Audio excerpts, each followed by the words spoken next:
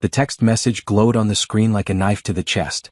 Naomi sat frozen on the worn sofa in their tiny apartment, her hands trembling as she read the words over and over. Can you imagine her face when she shows up? Poor little Naomi in her thrift store clothes, standing in your penthouse? I'm dying to see it. The response from her husband Pierce made her stomach turn. It'll be hilarious. She has no idea I own half the buildings in this city. She thinks we're broke. This party will be the best joke ever. Naomi's breath came in short gasps. She had found Pierce's other phone, his real phone, tucked inside his gym bag. The phone he thought she didn't know about. For 5 years of marriage, she had believed they were struggling. She had eaten rice and beans for dinner while he claimed they couldn't afford anything better. She had worn the same 3 dresses to every occasion because he said money was tight. She had given up her dreams of finishing college because he said they needed to save every penny. All lies. The phone contained thousands of messages between Pierce and a woman named Simone. Photos of Pierce at expensive restaurants. Screenshots of bank accounts with balances that made Naomi's head spin. Property deeds. Investment portfolios. A whole secret life built on money he had inherited from his grandfather 3 years ago. Money he never told her about. And now an invitation. To Simone's party. With Naomi's name on the guest list. She scrolled through more messages, her shock turning to something cold and sharp. They had planned this for weeks. Simone would throw an elegant party at the penthouse Pierce had bought her. They would invite all their wealthy friends. And they would invite Naomi too, telling her it was a casual get-together, so she would show up in her regular clothes, completely unprepared. She'll be so out of place, Simone had written. Everyone will be in designer clothes and she'll walk in wearing whatever sad outfit she can pull together. I want to see her realize how pathetic her life is. She deserves it, Pierce had replied. Always nagging me about money. Always wanting things. She should be grateful I even married her. Naomi set the phone down carefully on the coffee table. She looked around the cramped apartment, the place Pierce insisted they had to rent because it was all they could afford. The apartment with the broken heater she had learned to fix herself. The apartment with the leaking ceiling that Pierce said they didn't have money to repair. She walked to the bedroom and opened the closet. Her clothes hung there, a sad collection of items from discount stores and charity shops. 3 dresses. 5 shirts. 2 pairs of jeans.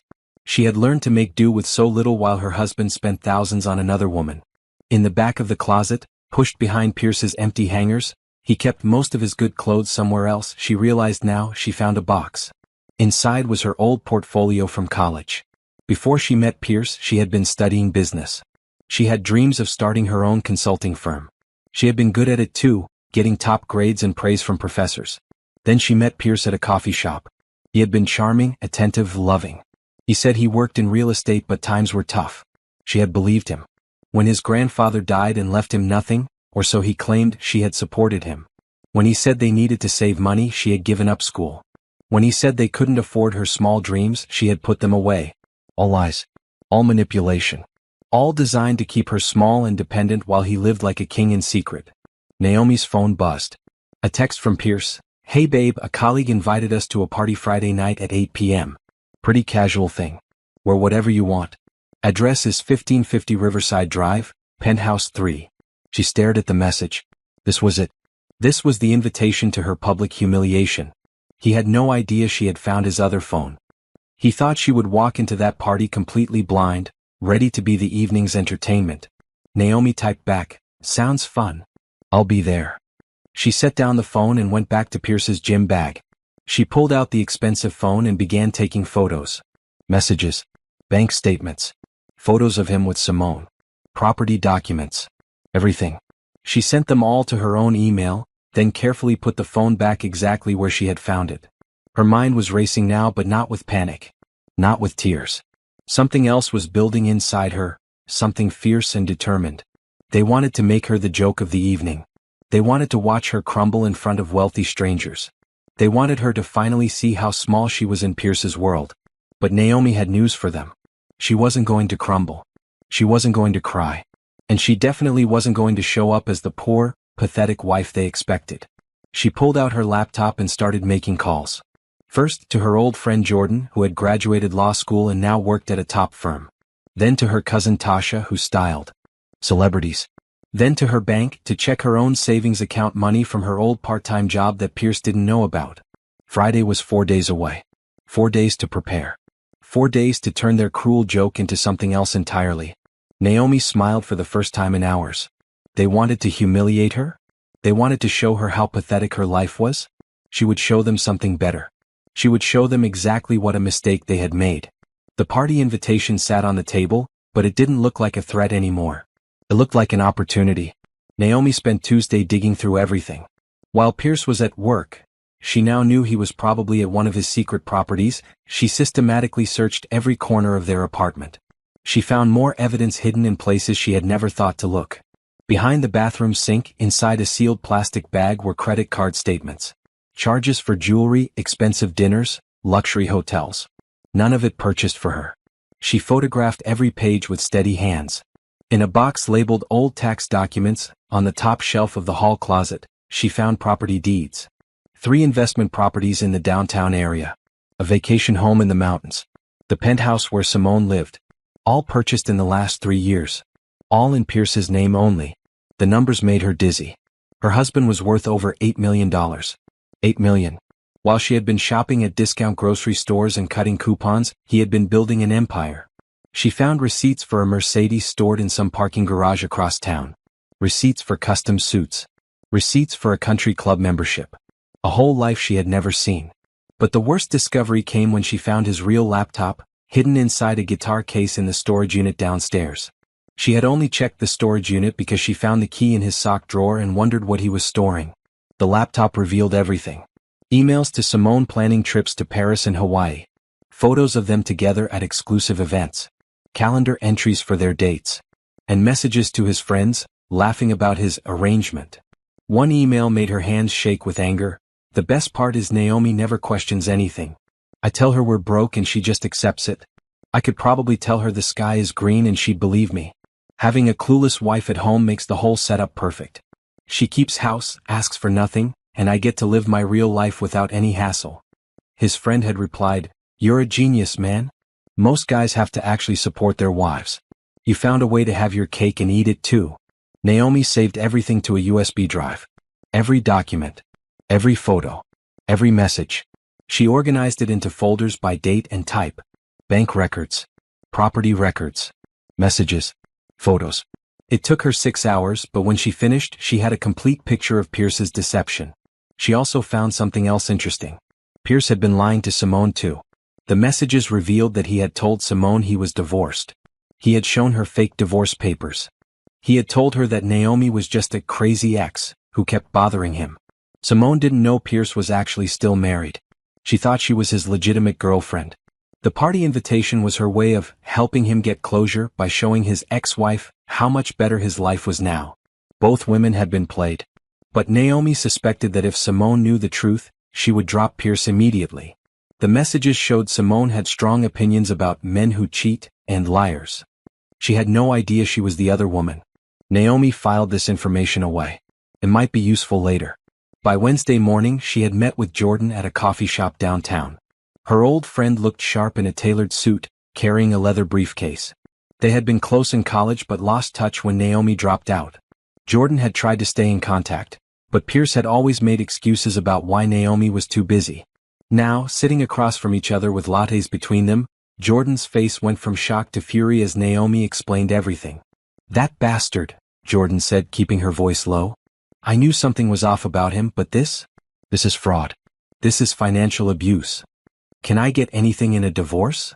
Naomi asked. "We've been married 5 years. He hid all this from me."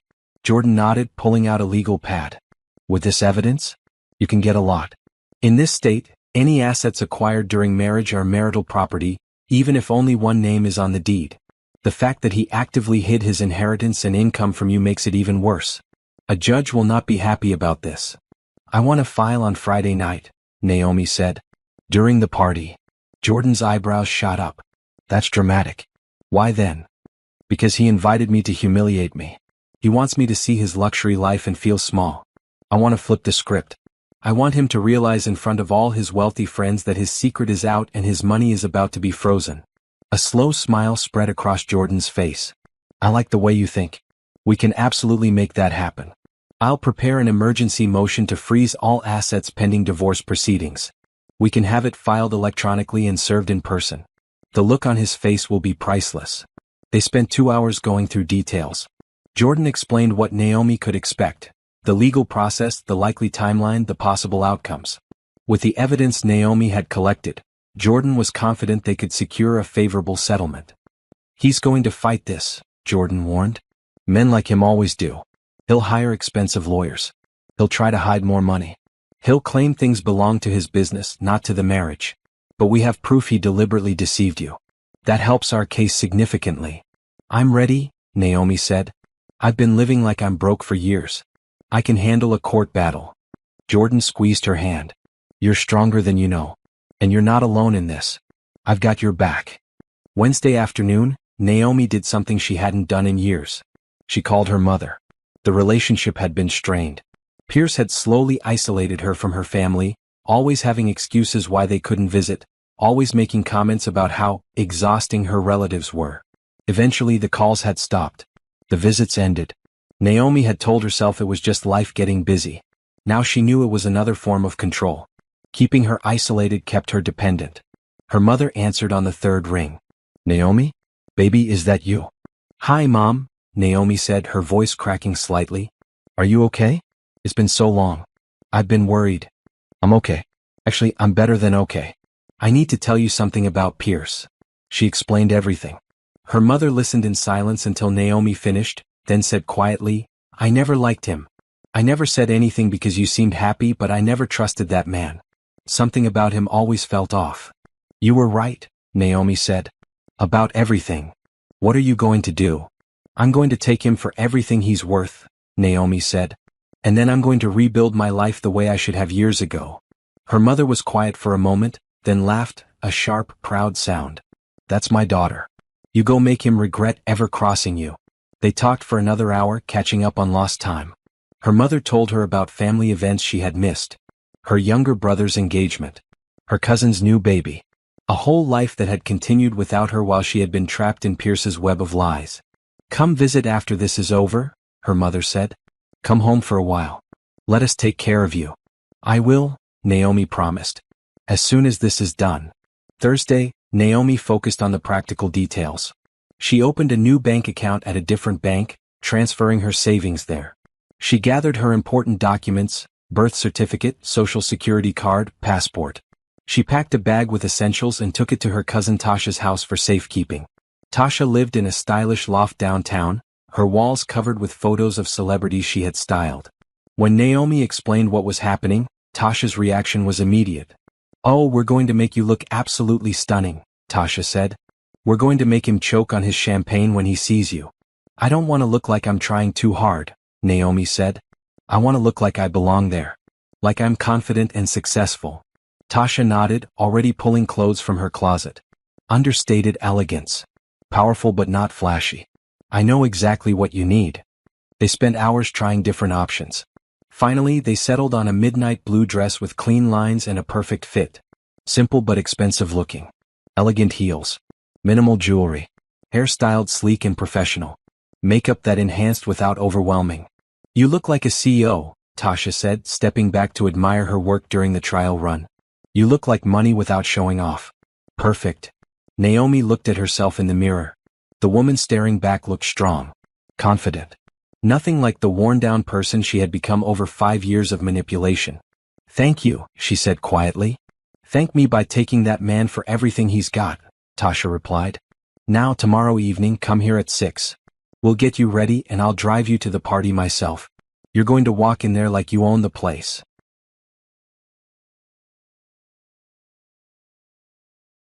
Friday morning, Naomi woke up calm. Pierce was already gone, probably preparing for his big evening of entertainment at her expense. She made herself breakfast, did yoga, and took her time getting ready for the day. At noon, Jordan called. Everything is filed and ready.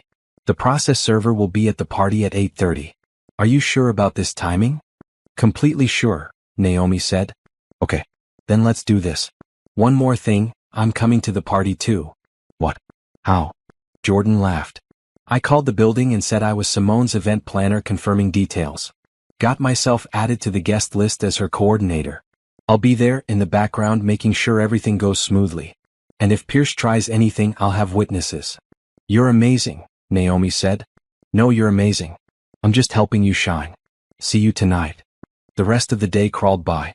Naomi cleaned the apartment one last time, collecting her remaining personal items. She wasn't coming back here. Whatever happened tonight, this chapter of her life was over. At 5:30, she locked the apartment door behind her and headed to Tasha's loft. The party started at 8. In 2.5 hours, everything would change. She was ready. The transformation took place in Tasha's loft as evening light filtered through the tall windows. Naomi sat in the styling chair while her cousin worked with the precision of someone who had dressed celebrities for red carpets and magazine covers. Your hair is gorgeous, Tasha said, running her fingers through Naomi's natural curls. Has Pierce ever even told you that? Not really, Naomi admitted. He usually suggested I straighten it. Of course he did. Controlling men always do that. They make you doubt the things that make you beautiful. Tasha picked up her styling tools. Tonight we're embracing everything. Your curls, your confidence, everything he tried to diminish. The process was methodical. Tasha shaped Naomi's hair into an elegant updo that showcased her bone structure. The makeup was flawless but natural, glowing skin, defined eyes, a perfect lip. When Tasha brought out the midnight blue dress, Naomi slipped into it and felt something shift inside her. Look at yourself, Tasha said, turning her toward the full-length mirror. The woman in the reflection looked powerful. The dress fit like it was custom-made, hugging her curves in all the right places. The color brought out the richness of her skin tone. The heels added height and confidence. Simple diamond earrings borrowed from Tasha's collection caught the light. I look. Naomi started. Expensive, Tasha finished. You look like old money. Like someone who doesn't need to prove anything because they already have everything. That's exactly the energy we want. Naomi's phone buzzed. A message from Pierce, running late. See you at the party around 8:15. Don't stress about what to wear, nobody will be paying attention to you anyway. She showed Tasha, who snorted. Oh, people are going to pay attention. Just not the way he thinks. At 7:30, Jordan arrived at the loft. She was dressed professionally but elegantly in a black pantsuit, carrying a leather bag that Naomi knew contained legal documents. Holy hell, Jordan said when she saw Naomi. You look incredible. Thanks to Tasha, Naomi said. Thanks to yourself, Tasha corrected. I just enhanced what was already there. The real transformation is happening inside you. Jordan sat down and reviewed the plan one more time. I'll arrive first, around 7:45, playing the role of event coordinator. I'll scope out the venue, identify witnesses, and make sure everything is in position.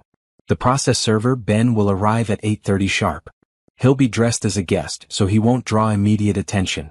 What should I do when he serves the papers? Naomi asked. Nothing dramatic, Jordan said. Let Pierce react. Let him make a scene if he wants. You stay calm and composed. That's what will really get under his skin, seeing that you're not falling apart. What about Simone? Naomi asked. She doesn't know Pierce is still married. Jordan nodded. That's going to be an interesting moment. When she realizes she's the other woman, she's probably going to be furious. Let her be. Let them turn on each other. Your job is just to stand there looking unbothered. I can do that, Naomi said. Tasha checked her watch. It's 7:40. We should head out. Traffic downtown can be tricky. They rode together in Tasha's sleek car, jazz music playing softly. Naomi watched the city lights pass by, feeling strangely calm. This should have been terrifying, confronting her husband in front of strangers, ending her marriage publicly, stepping into a world she didn't belong to. But instead she felt clear. Focused. Ready. You know what's funny? She said suddenly. I'm not even nervous. That's because you know you're right, Jordan said from the front seat. When you're standing in truth, there's nothing to be nervous about. They dropped Jordan off a block from the building so she could arrive separately. Then Tasha drove to the front entrance where a valet was stationed. Are you ready? Tasha asked. Naomi took a deep breath. Yes. Remember, you belong there. You have every right to be in that room. And you look absolutely stunning. Thank you, Naomi said. For everything. Go get him, Tasha said with a fierce smile. Naomi stepped out of the car. The evening air was cool against her skin. The building rose above her, all glass and steel and luxury. The kind of place Pierce had been visiting while she ate ramen noodles for dinner. The doorman held the elevator for her. Penthouse 3? He asked, seeing her dressed for the party. Yes, she said confidently. As the elevator climbed, Naomi watched the floors tick by. 8th floor, 10th floor, 15th floor. Each number brought her closer to the moment everything would change. She thought about the past 5 years. The sacrifices she had made. The dreams she had deferred. The small, careful life she had lived while Pierce had been living large. All based on lies. But she also thought about what came next. The life she was about to reclaim. The education she would finish. The business she would build. The future she would create on her own terms. The elevator doors opened on the 20th floor. Naomi stepped out into a marble hallway that screamed wealth. Soft music drifted from the open penthouse door at the end of the corridor. She walked toward it, her heels clicking confidently on the marble. As she reached the doorway, she paused for just a moment. Through the entrance, she could see the party already in progress. Beautifully dressed people holding champagne glasses. Modern art on the walls. Floor-to-ceiling windows showing the glittering city below. And there, near the windows, stood Pierce. He wore an expensive suit she had never seen before. He was laughing at something, champagne in hand, looking completely at ease in his secret world. Next to him stood a woman who had to be Simone, tall, striking, wearing a white dress that probably cost more than Naomi's old monthly rent. She looked confident, glamorous, completely unaware that her boyfriend was actually someone else's husband. Naomi spotted Jordan near the back of the room, pretending to check details on a clipboard. Their eyes met briefly, and Jordan gave the smallest nod of encouragement. This was it. Naomi stepped into the penthouse. For a moment, nothing happened. The party continued around her. Then someone near the door noticed her, a woman in a red dress whose eyes widened in surprise. She nudged the man next to her, who turned to look. The reaction rippled through the room like a wave.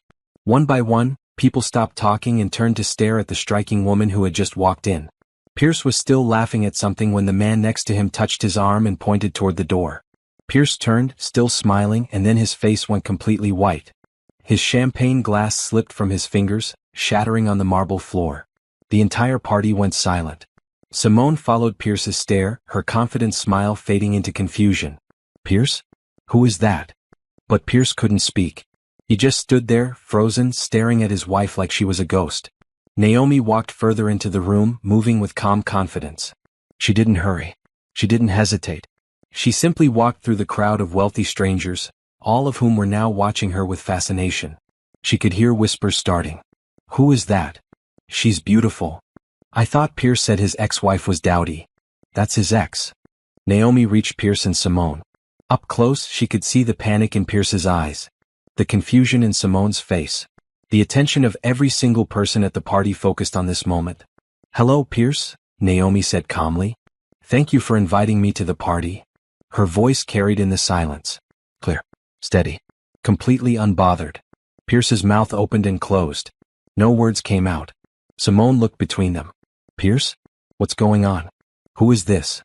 Naomi turned to her with a polite smile. I'm Naomi, Pierce's wife. The word wife hit the room like a bomb. Simone took a step back. Wife. But Pierce told me he was divorced. He showed me papers. Fake papers, Naomi said simply. We're still very much married. In fact, we live together. Or we did until tonight. The whispers grew louder. People were pulling out phones. This was going to be the gossip story of the week in their social circle. Pierce finally found his voice. Naomi, what are you doing here? This isn't appropriate. Isn't appropriate? Naomi laughed, a genuine sound without bitterness. You invited me. You sent me this address. You wanted me to come. I didn't think you'd actually show up, Pierce stammered. No, Naomi agreed. You thought I'd show up looking poor and pathetic so you and your friends could laugh at me. You thought I'd be your entertainment for the evening. More phones came out. A few people gasped. Simone was staring at Pierce with horror. Is that true? You're still married? You planned this to humiliate her? Pierce tried to recover. It's not what it sounds like. It's exactly what it sounds like, Naomi said. She pulled out her own phone and held up the screen, showing the text messages between Pierce and Simone planning this exact scenario. I found your other phone. I've seen all the messages. Simone looked at the screen, then at Pierce, her face transforming from confusion to fury. You bastard. You absolute bastard. There's more, Naomi continued, her voice still calm. Pierce inherited $8 million 3 years ago. While I was living in a tiny apartment thinking we were broke, he was buying properties, traveling, and spending money on you. All without telling me. His legal wife. The room erupted in whispers. Someone near the back said, "That's messed up, man." Another voice added, "Who does that to their wife?" Pierce's face was red now. "Naomi, we can discuss this privately." "Why?" Naomi asked. "You wanted me here. You wanted me to see your real life. Well, here I am. I'm seeing everything." Jordan appeared at Naomi's side, no longer pretending to be an event coordinator. "Hello, Pierce. I'm Jordan Hamilton, Mrs. Pierce's attorney. I wanted to personally deliver some news." "Attorney?" Pierce looked like he might be sick. "Yes. As of 1 hour ago, we filed for divorce on grounds of fraud and financial abuse. We've also filed an emergency motion to freeze all your accounts pending the proceedings. Every property, every investment, every penny frozen until the court determines how to divide marital assets." The blood drained from Pierce's face. "You can't do that." "We already did," Jordan said cheerfully. "You should receive official notice any minute now." As if on cue, a man in a dark suit approached from the elevator. "Pierce Hammond?" Pierce turned to him. "Who are you?" "Process server." "You've been served." He handed Pierce a thick envelope of legal papers. The room was completely silent now except for the rustling of papers as Pierce opened the envelope with shaking hands. His eyes scanned the documents, growing wider with each page. Simone was backing away from him. "I can't believe this. I can't believe any of this. You told me you were divorced. You told me she was crazy and obsessive." "I told you what?" Naomi said, turning to her with interest. "He said you were his ex-wife who kept stalking him. He said the divorce was finalized 2 years ago." Several people in the crowd gasped. This was better than reality TV. Naomi shook her head. "I've never stalked anyone. Until 4 days ago I thought we had a happy marriage. A broke marriage but a happy one. I had no idea he had money. No idea about you. No idea about any of this." Simone looked at Naomi, really looked at her, and something seemed to shift in her expression. "He really had you living like you were poor?" "I was cutting coupons to save $3 on groceries," Naomi said. "I wore the same 3 dresses for 5 years. I gave up college because he said we couldn't afford it. Meanwhile, he bought you a penthouse." Simone's hand went to her mouth. For a moment, Naomi thought she might actually feel sorry for her. But then Simone turned to Pierce, her voice ice cold. "Get out of my home." "Simone, wait." "Get out," she screamed. "You lying, manipulative, disgusting person. Get out now." Pierce looked around the room at all the staring faces, at the phones recording this disaster, at his wife who had just destroyed his carefully constructed double life. "This isn't over," he said to Naomi.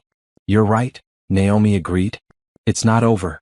I'm going to make sure every penny you hid from me is accounted for. I'm going to make sure everyone knows exactly what kind of person you are. And I'm going to make sure you never do this to anyone else." "You'll never win in court," Pierce said desperately. "I have the best lawyers. I have resources. And I have the truth," Naomi said. "Plus, thanks to your messages, I have evidence of every lie you've told. Every penny you've hidden. Every property you've bought. It's all documented. All saved. All ready for court." Jordan stepped forward. "Mr. Hammond, I suggest you retain your own legal counsel immediately. This is going to be a complex case." Pierce looked at the envelope in his hands, at the divorce papers and frozen asset notices. He looked at Simone, who was glaring at him with pure hatred. He looked at the room full of his wealthy friends, all of whom were now seeing him in a completely different light. Then he looked at Naomi, standing tall, confident, absolutely unshaken, and she saw the moment he realized he had lost. Not just the marriage, not just the money, but the control, the power, the ability to keep her small and invisible. Without another word, Pierce pushed through the crowd and left the penthouse. The elevator doors closed behind him and he was gone. The silence that followed was deafening. Then Simone spoke. "I'm so sorry," she said to Naomi. "I had no idea. I would never have, if I had known he was married." "I believe you," Naomi said. "He lied to both of us. He's the problem, not you." Simone nodded, tears streaming down her face. "I need everyone to leave. Party's over." The guests began filing out, still whispering among themselves. But several people stopped to speak to Naomi on their way out. "That took courage," one older woman said. "Good for you." A man in an expensive suit handed her his business card. "I own a financial consulting firm. If you ever need help managing your settlement, call me. What your husband did was inexcusable. One by one, the people who were supposed to watch her humiliation instead offered support, contacts, respect. When the penthouse was finally empty except for Naomi, Jordan, and Simone, Simone collapsed onto her white sofa. "I can't believe this," she said. "I can't believe he played me like that." "He's done it before," Jordan said. "Men like Pierce always have a pattern." Simone looked at Naomi. "Are you really going to take him for everything?" "Every penny I'm entitled to," Naomi said. "And then I'm going to rebuild my life." "Good," Simone said. "Take it all. He deserves it." Naomi turned to leave, Jordan following. But at the door she paused and looked back at Simone. "For what it's worth, you didn't know. That makes a difference." "Not enough of one," Simone said quietly. Outside, Tasha was waiting with the car. When Naomi and Jordan climbed in, Tasha took one look at their faces and grinned. "That good?" "Better," Jordan said. "We broke him." As they drove away from the building, Naomi looked back at the glittering penthouse windows one last time. Then she turned forward, watching the city lights ahead. The hardest part was over. Now came the next chapter, rebuilding, fighting, and reclaiming everything that should have been hers all along. But tonight she had won. She had walked into that party as the joke and walked out with her dignity intact and her future secured. That was enough for now. The morning after the party, Naomi woke up in Tasha's guest room to find her phone flooded with messages. Some were from numbers she didn't recognize, friends of friends who had heard about the party confrontation. Others were from family members her mother had clearly called to spread the news. But the most important message was from Jordan. "Pierce hired Theodore Brooks. He's bringing in the big guns. We need to meet today." Theodore Brooks was infamous in legal circles. He specialized in protecting wealthy men during divorces, using every delay tactic and loophole available. The fact that Pierce had retained him within 12 hours meant he was taking the divorce seriously. Good. Naomi wanted him to take it seriously. She met Jordan at the law firm's office at noon. The building was impressive, 30 stories of glass and steel in the financial district. Jordan's office was on the 15th floor, with windows overlooking the city. "Brooks already filed a motion to unfreeze the accounts," Jordan said, spreading documents across her desk. "He's claiming financial hardship and arguing that freezing everything is excessive." "Financial hardship?" Naomi laughed. "The man has $8 million. Had," Jordan corrected.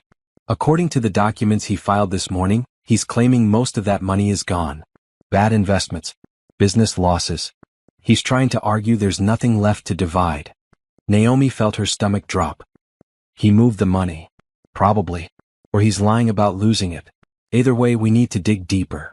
Jordan pulled out another folder. "I've hired a forensic accountant. Her name is Patricia Chin, and she's the best in the business. She'll trace every transaction, find every hidden account, and document every dollar Pierce has tried to hide." "How much will that cost?" Naomi asked. "Don't worry about cost right now. Many lawyers work on contingency for cases like this, especially when fraud is involved. We'll take it from the settlement. The important thing is building an ironclad case." Over the next week, Naomi's life became a series of meetings. She met with Patricia, a sharp woman in her 50s who asked detailed questions about every aspect of Pierce's financial life. She met with a therapist Jordan recommended, who specialized in helping people recover from financial abuse. She met with a career counselor to discuss returning to school. Each meeting revealed more about how thoroughly Pierce had controlled her life. The therapist explained how financial abuse worked, how abusers isolated their victims from resources, created dependence, and made them question their own judgment. "You're not the first person to sit in that chair with this exact story," the therapist said. "Wealthy men do this more often than people realize. They have the resources to maintain double lives, and they're skilled at manipulation." "I should have seen it," Naomi said. "He spent 5 years training you not to see it," the therapist replied. "That's not your fault. That's his weapon. The blame belongs entirely to him." The words helped, but Naomi still felt angry at herself. 5 years. She had given him 5 years of her life, her trust, her dreams. But dwelling on the past wouldn't help her future. So she focused on action instead. Patricia's initial findings were damning. Pierce had systematically hidden money in offshore accounts, shell companies, and investments under other people's names. He had moved nearly $2 million in the week before Naomi found his phone, meaning he had somehow known she was getting suspicious. "He made a mistake though," Patricia said during their second meeting. "He moved the money too obviously, too quickly. That suggests consciousness of wrongdoing. A judge will see right through this. Can we get it back? Naomi asked. Most of it. The offshore stuff will be tricky, but domestic accounts and properties? Yes, we'll get those. Meanwhile, Pierce was making his own moves. He called Naomi repeatedly, leaving voicemails that started apologetic and became increasingly angry. Jordan instructed her not to respond to any of them.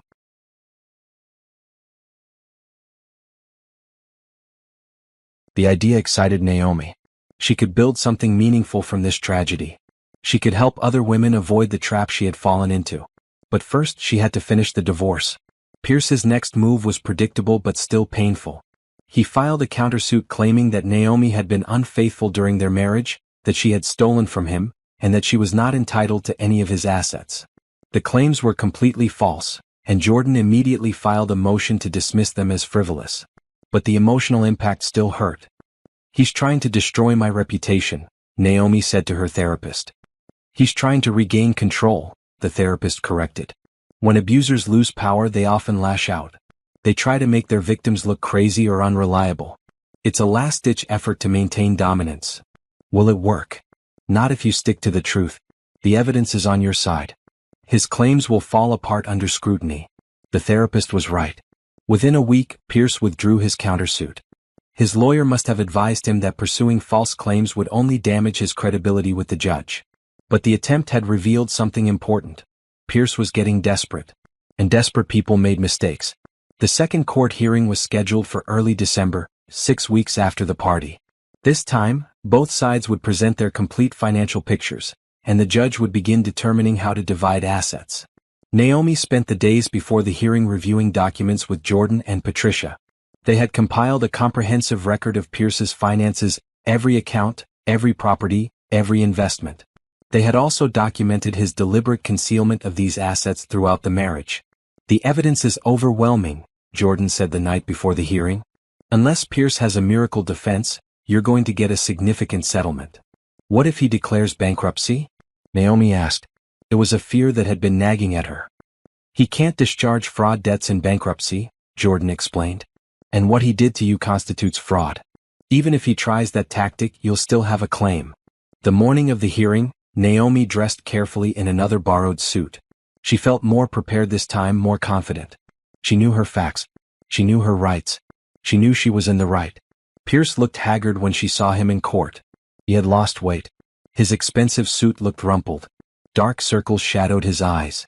Part of her felt almost sorry for him. Then she remembered the text messages mocking her. The years of lies. The cruel party invitation designed to humiliate her. Her sympathy evaporated. The hearing lasted 3 hours. Patricia presented her findings, a detailed breakdown of every dollar Pierce had hidden. The offshore accounts. The shell companies. The properties in other people's names. The pattern of deception spanning years. Brooks tried to argue that some of the money had been inherited before the marriage, that some properties were business investments not subject to marital division, that the offshore accounts were legal tax strategies. But the judge wasn't buying it. Mr. Hammond, she said, you inherited $8 million 3 years into your marriage. Under state law, that makes it marital property subject to division. You then actively concealed this inheritance from your spouse while maintaining a false narrative that you were financially struggling. That's not a tax strategy. That's fraud. Pierce's face went white. The judge continued, furthermore, you moved significant amounts of money immediately before your spouse filed for divorce, suggesting you knew the marriage was ending and attempted to hide assets. You created shell companies to obscure property ownership. You maintained secret accounts. This is a textbook case of financial abuse. She looked at the documents before her, then at Pierce. I'm ordering a 50-50 division of all marital assets, with additional compensatory damages to Mrs. Hammond for emotional distress. Furthermore, you will be responsible for all legal fees for both sides, given your deliberate concealment required extensive forensic accounting. Brooks started to object, but the judge held up her hand. Save it for the final hearing, Mr. Brooks. These are preliminary findings based on the evidence presented. If your client has additional documentation to dispute these findings, bring it to the final hearing in 60 days. But I warn you, I've seen enough to form a clear picture of this case. Your client's behavior has been reprehensible. She banged her gavel. Court adjourned. Outside, Naomi felt like she couldn't breathe. 50-50 split. Plus damages. plus legal fees. How much is that? She asked Jordan. Jordan calculated quickly. After lawyer fees and taxes? Probably somewhere around $3.5 million. Maybe more, depending on the final property valuations. $3.5 million. More money than Naomi had ever imagined having. I can finish school, she said softly. You can do anything you want, Jordan replied. You can build the life you should have had all along. That evening, Naomi met her mother for dinner at a small restaurant near her mother's house. It was the first time they had seen each other in person in over a year. Her mother hugged her tightly. I'm so proud of you, baby. You stood up for yourself. You fought back. That takes incredible courage. I'm not done yet, Naomi said. There's still the final hearing. But you're winning. That's what matters. You're getting your life back. They talked for hours about everything. The divorce. Naomi's plans for school. Her ideas for starting a business. Her mother shared updates about family, about neighbors, about the community Naomi had lost touch with during her marriage. Pierce isolated me, Naomi said. I didn't even realize it was happening, but he cut me off from everyone. That's what they do, her mother said. Controlling men isolate their partners so they have nowhere to turn. But you've turned the tables on him. You've built a new support system. You're connected to people who genuinely care about you. It was true. Over the past 6 weeks, Naomi had reconnected with old friends, built new friendships with Jordan and Tasha, joined a support group for survivors of financial abuse, and started building a network of professional contacts. She wasn't alone anymore. She wasn't isolated. She was part of a community. And that, she realized, was worth more than any settlement check. The 60 days before the final hearing passed quickly. Naomi threw herself into school, work, and preparation. She took online classes. She volunteered at a women's shelter. She started outlining her business plan. Pierce tried one more desperate tactic. He sent her a letter asking her to drop the case in exchange for a small settlement. $100,000 paid immediately if she would agree to walk away. Jordan laughed when she saw it. He's terrified. $100,000 is nothing compared to what he owes you. He's hoping you'll take the easy money and disappear. Not a chance, Naomi said. The final hearing arrived in late January. Snow was falling outside the courthouse windows, creating a peaceful scene that contrasted with the tension inside the courtroom. This hearing lasted all day. Both sides presented final arguments. Brooks tried every legal maneuver he could think of, but the evidence against Pierce was simply too strong. By the time the judge delivered her final ruling, Pierce looked defeated. He didn't even react when she ordered him to pay Naomi $4 million in total, $3 million as her share of marital assets, $1 million in damages. This case represents one of the more egregious examples of financial abuse I've encountered, the judge said. Mr. Hammond, you systematically deceived your wife, hid assets, and attempted to defraud the court. You are fortunate Mrs. Hammond chose civil rather than criminal proceedings. Pierce left the courthouse without a word. Naomi watched him go, feeling nothing but relief that this chapter was finally closing. It's over, Jordan said. You won. Completely. Naomi nodded. The battle was over. But the war to rebuild her life, reclaim her dreams, and become the person she was always meant to be, that war was just beginning. And she was ready for it. The final divorce decree arrived in February, making everything official. Naomi was a single woman with $4 million in her bank account and a whole world of possibilities ahead of her. The first thing she did was move into her own place. Not a tiny apartment like the one Pierce had kept her in. Not a luxury penthouse like the one he had bought Simone. Just a comfortable 2-bedroom condo in a nice neighborhood with good natural light and a small balcony. She furnished it slowly, thoughtfully, choosing each piece with care. A comfortable couch where she could read. A proper desk for studying. Plants for the balcony. Everything she chose was hers, selected because she liked it, not because someone else approved. Tasha helped with the decorating, bringing her professional eye for style. But she was careful to let Naomi make all the decisions. This is your space, Tasha said. Your sanctuary. It should reflect who you are, not who anyone else wants you to be. By March the condo felt like home. Naomi would wake up in the morning, make coffee in her own kitchen, and sit on her balcony watching the city wake up. These quiet moments felt precious, proof that she had made it through the darkness and into something better. She enrolled full-time at the university to finish her degree. Walking onto campus felt surreal after so many years away.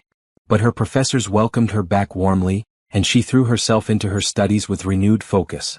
The classes were challenging but exciting. She had forgotten how much she loved learning, analyzing problems, developing solutions. Pierce had made her doubt her intelligence, her capabilities. Now she was proving to herself that she had always been smart enough, capable enough, worthy enough. She joined study groups, made friends with other students, participated actively in class discussions. One of her professors, Dr. Williams, took particular interest in her success. "Your life experience gives you perspective other students lack," Dr. Williams told her. "You've survived real challenges. You understand resilience in a way most people your age don't." In April, Naomi started volunteering at a women's shelter, teaching financial literacy classes to residents.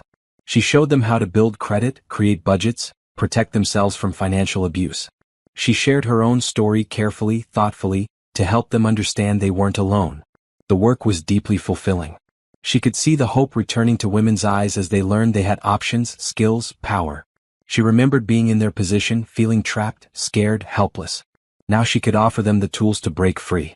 One woman, Rachel, approached her after class one evening. "Thank you," Rachel said quietly.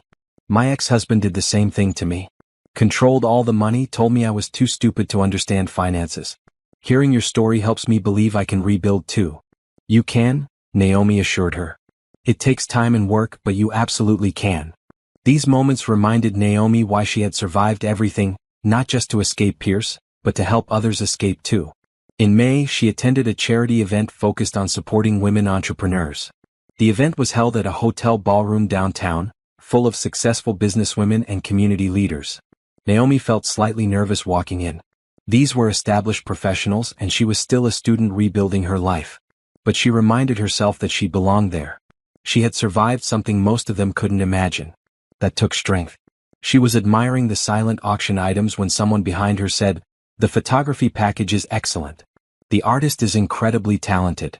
Naomi turned to find a man about her age, maybe early 30s, with kind eyes and an easy smile. He was dressed casually but professionally in dark slacks and a button-down shirt. "Do you know the photographer?" Naomi asked. "I am the photographer," he said with a laugh. "Troy Bennett. I donated the session to support the cause." "It's generous of you," Naomi said. "I'm Naomi. I volunteer with financial literacy programs for women in crisis." They started talking and the conversation flowed easily. Troy explained that he ran a photography business focusing on portraits and events. He donated his services regularly to charities supporting women and children.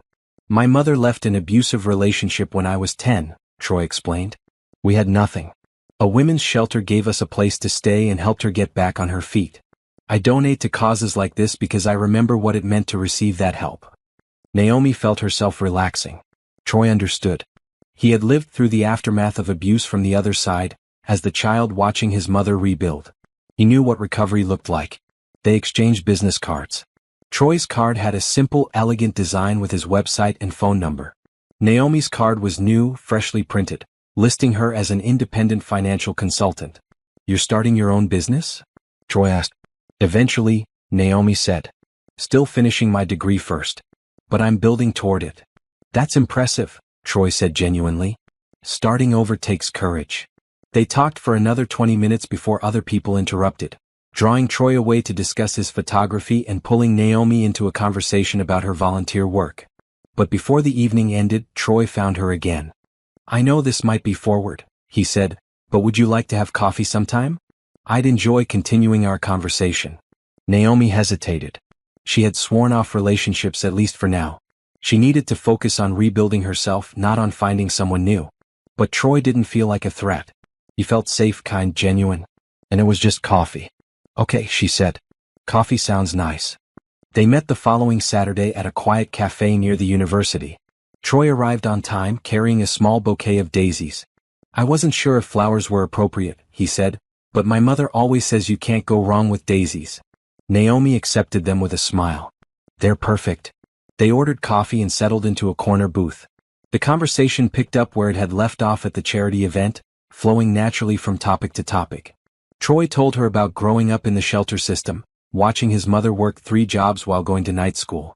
About learning photography as a teenager when a community center offered free classes. About building his business slowly over 10 years, reinvesting every penny until he could finally support himself comfortably. "It wasn't easy," Troy admitted. "There were years I barely made rent. But I kept showing up, kept improving, kept believing it would work out.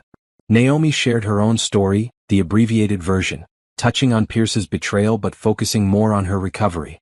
She talked about finishing school, building her consulting business, helping other women avoid the traps she had fallen into. "You're turning trauma into purpose," Troy observed. "That's powerful. It helps make sense of everything," Naomi said. "If I can help even one person avoid what I went through, then maybe it wasn't all for nothing." They talked for 3 hours. When they finally left the cafe, Troy walked her to her car. "Can I see you again?" he asked. "Yes," Naomi said. "I'd like that." Over the next few months they saw each other regularly. Coffee dates became dinner dates. Dinner dates became walks through the park, visits to art museums, cooking together at Naomi's condo. Troy was patient with Naomi's boundaries. He never pushed for more than she was ready to give.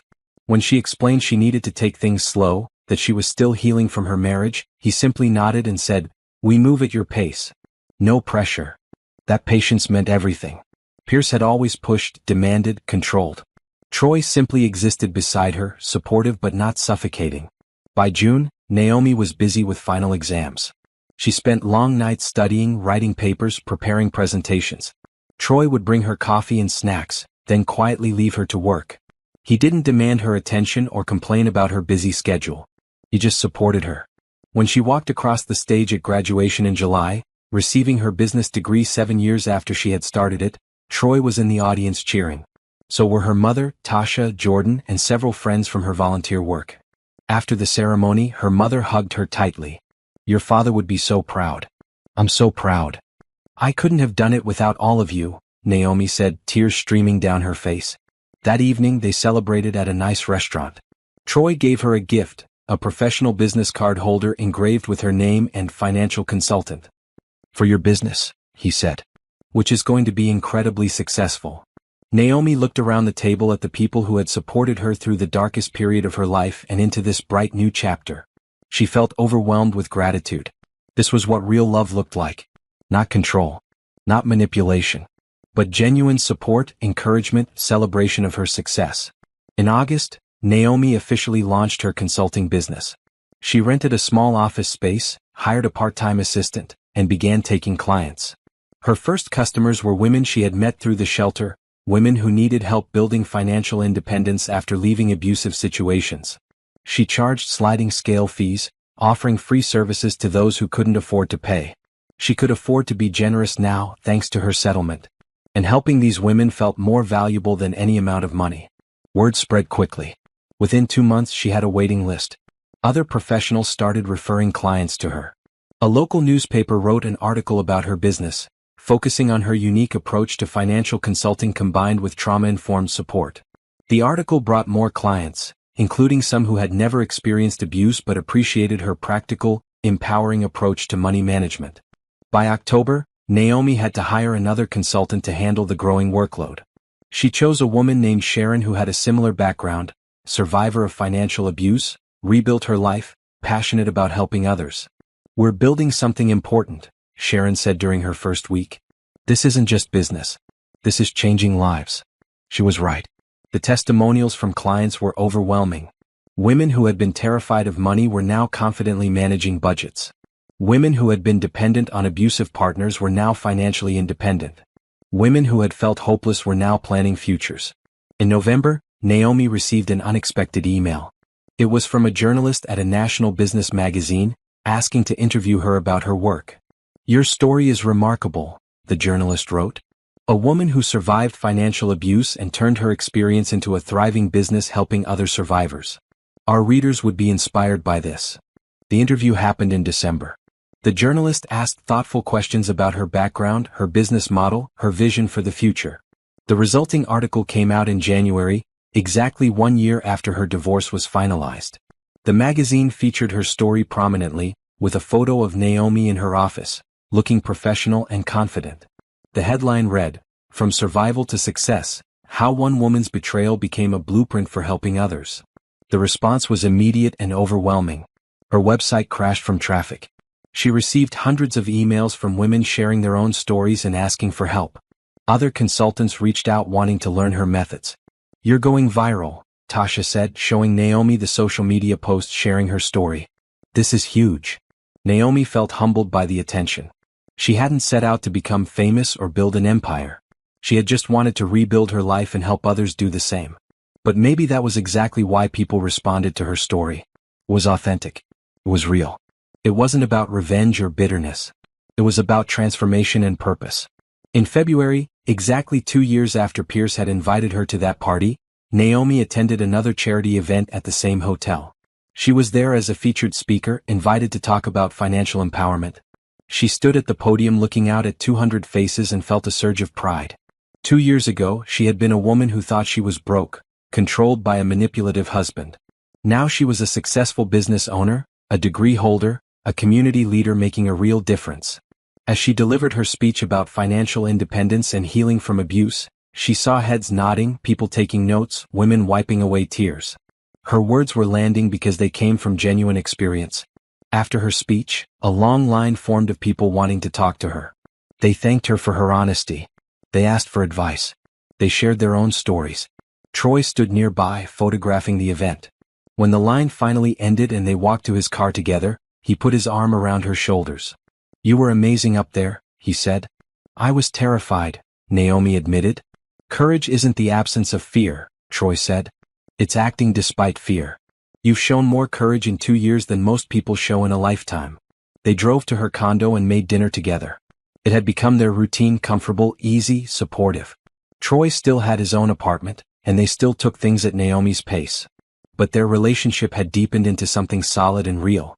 That night, as they ate pasta and talked about the event, Naomi realized something. She was happy. Genuinely, completely happy. Not because of any relationship or any amount of money or any business success. She was happy because she had reclaimed herself. She had rediscovered her strength, her intelligence, her worth. She had built a life based on her own values and choices. Everything else, the relationship with Troy, the successful business, the community respect, was just icing on the cake. The real victory was internal. The real transformation was personal. Pierce had tried to make her small. He had tried to convince her she was worthless, incompetent, lucky to have him. But he had failed. She had proven him wrong in every possible way. And that, Naomi thought as she looked across the table at Troy's kind face, was the sweetest revenge of all. Not hurting Pierce. Not taking his money. But becoming the person she was always meant to be. Life had settled into a comfortable rhythm by March, 2 years after everything changed.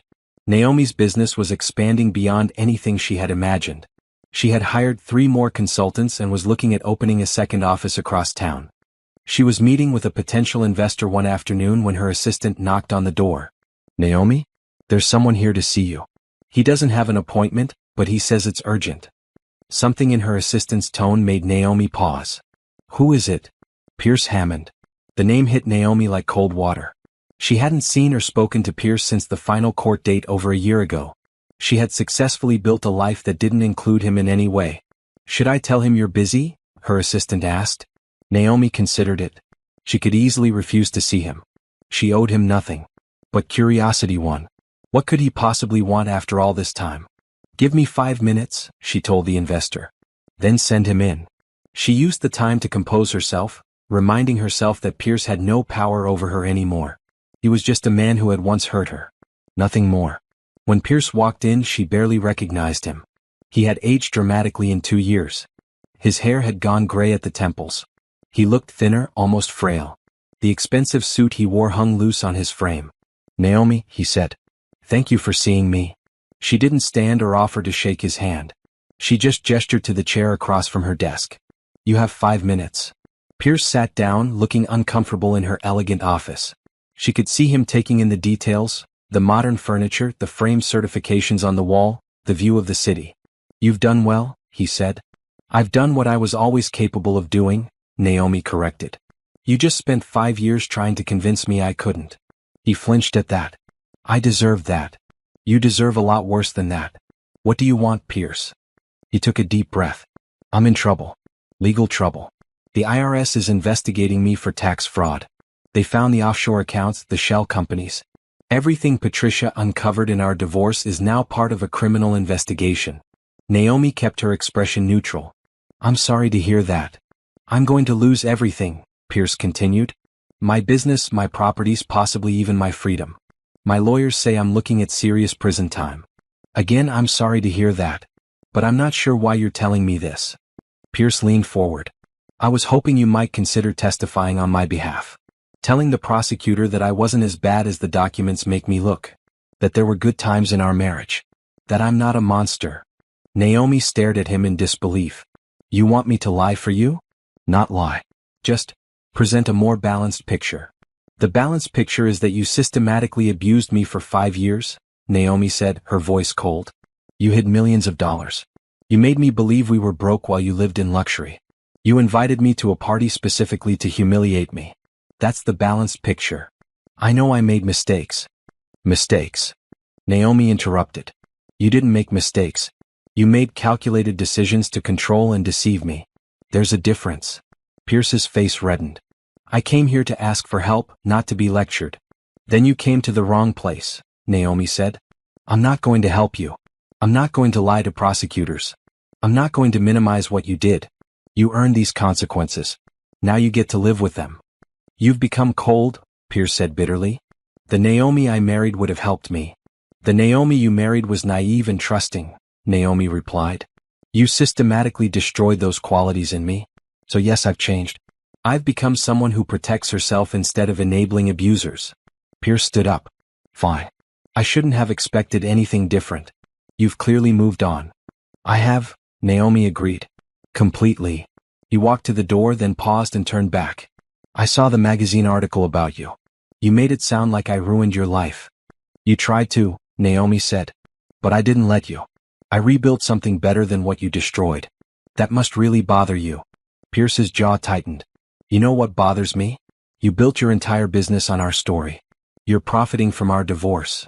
I'm helping women who survived what I survived, Naomi corrected. The fact that my experience includes you isn't my fault. You're the one who created the situation I'm now helping others escape. Whatever helps you sleep at night, Pierce muttered. I sleep great, Naomi said. How about you? Pierce didn't answer. He just left, closing the door harder than necessary. Naomi sat still for a moment, processing the encounter. She had expected to feel something, anger, satisfaction, maybe even pity. Instead, she felt nothing. Pierce was just a man who had once hurt her. He wasn't important enough to occupy space in her emotional life anymore. Her assistant knocked again. Are you okay? That looked intense. I'm fine, Naomi said honestly. Just dealing with the past. It's over now. She went back to her meeting with the investor, pushing Pierce out of her mind. He had taken enough of her time over the years. He didn't deserve another minute. But that evening, when she told Troy about the encounter, she found herself more affected than she had realized.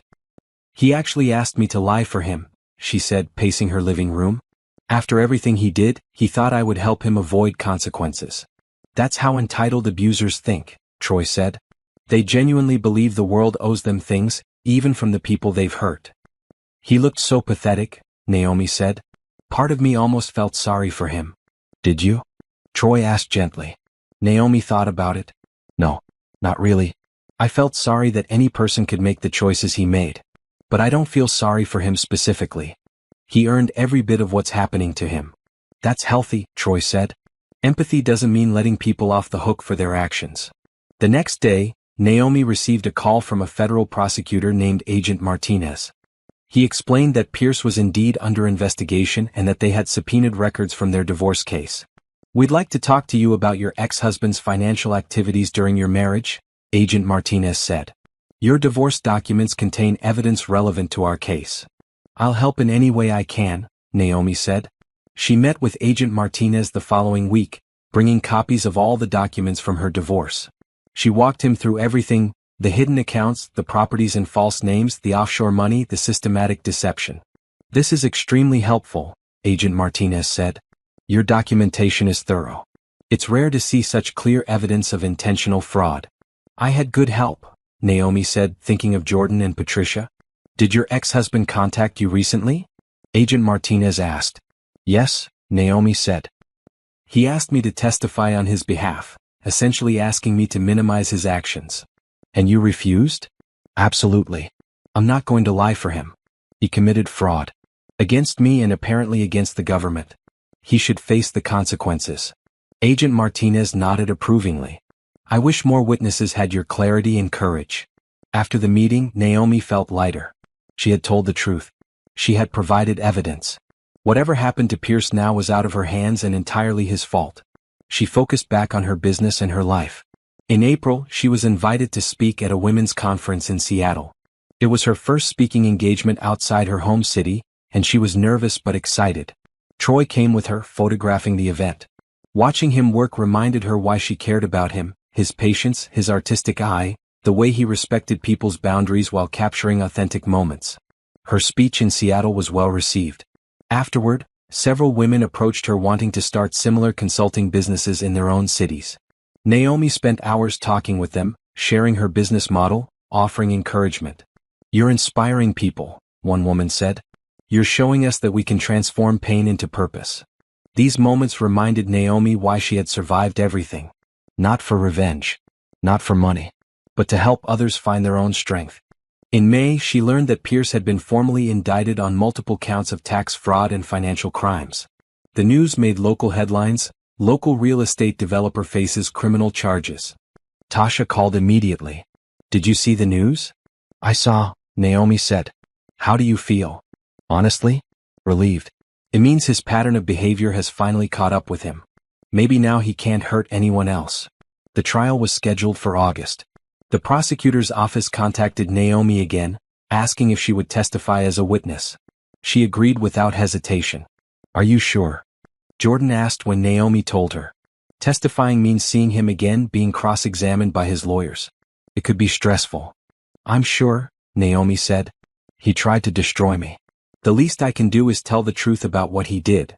She prepared for her testimony with the prosecutor's office, reviewing documents and timelines. She practiced staying calm under pressure, answering questions clearly and directly. When August arrived and the trial began, Naomi was ready. The courthouse was packed when Pierce's trial began. The case had drawn media attention. Wealthy developer accused of hiding millions in offshore accounts, defrauding the IRS and deceiving his ex-wife.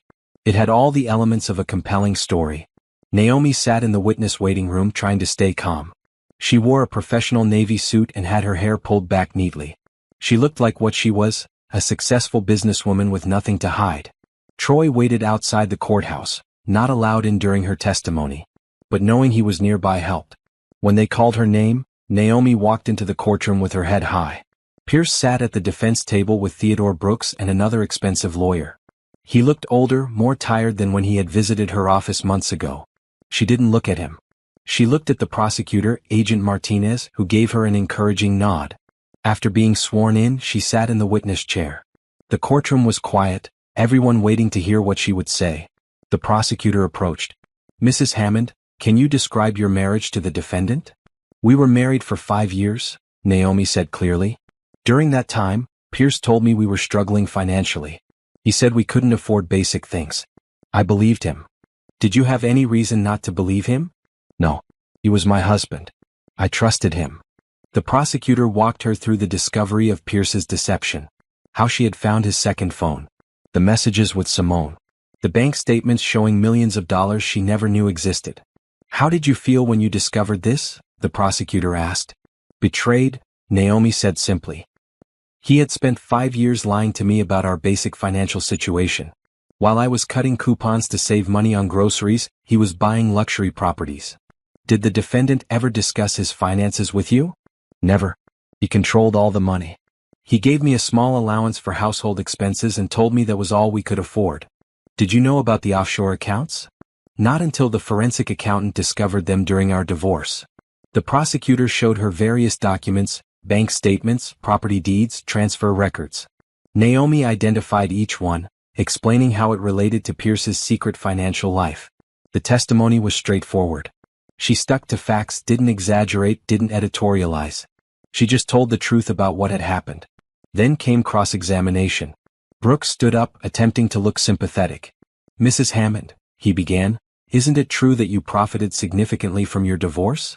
"I received half of marital assets," Naomi replied, "which is standard in divorce proceedings. $4 million seems like quite a profit." "Objection," the prosecutor said. "Argumentative." "Sustained," the judge said. "Rephrase, Mr. Brooks." Brooks tried again. You've built a successful business based on your divorce story, correct? I've built a business helping women recover from financial abuse, Naomi corrected. My personal experience is part of that, yes. So you've financially benefited from your ex-husband's behavior. I've benefited from helping others, Naomi said calmly. The fact that my experience includes abuse isn't something I created. That was done to me. Brooks tried to suggest that Naomi had exaggerated Pierce's behavior, that she had been motivated by greed, that she was an unreliable witness.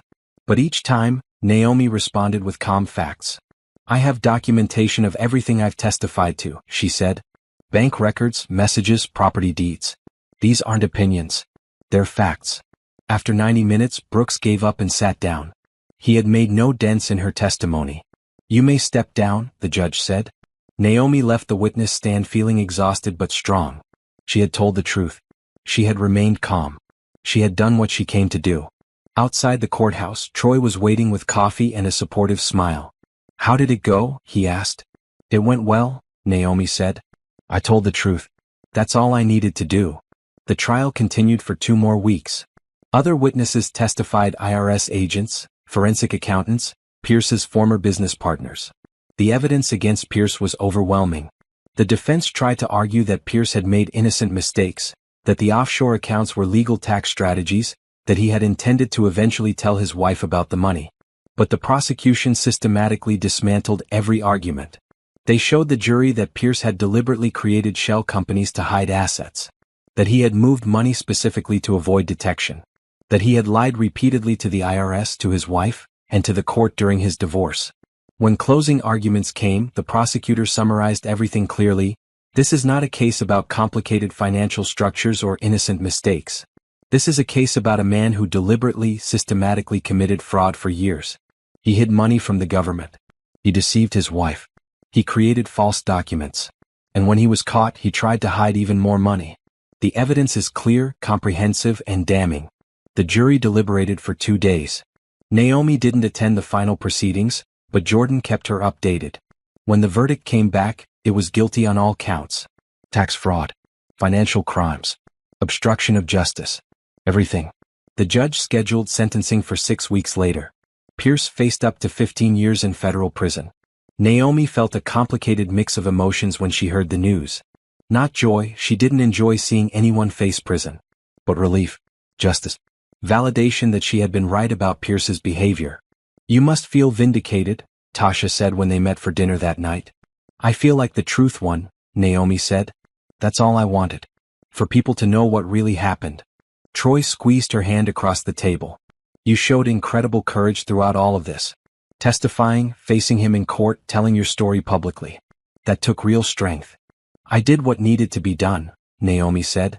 Other women are watching. They need to see that abusers face consequences. That speaking up matters. The sentencing hearing happened in October, 3 years after that fateful party.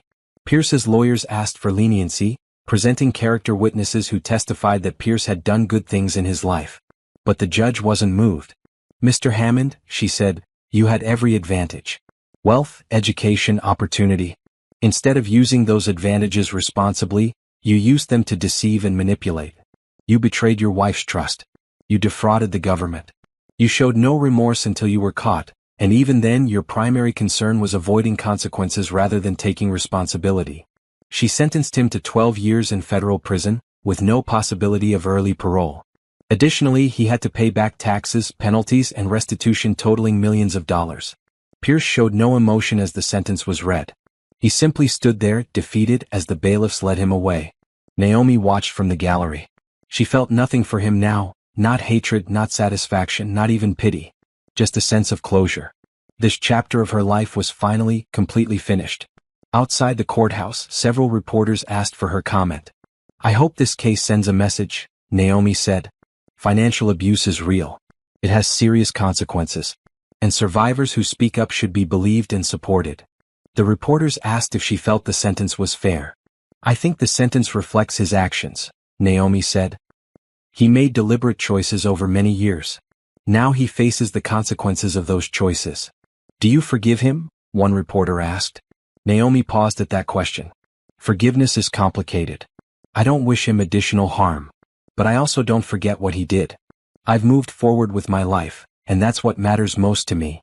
That evening her mother called. I saw the news. How are you feeling, baby?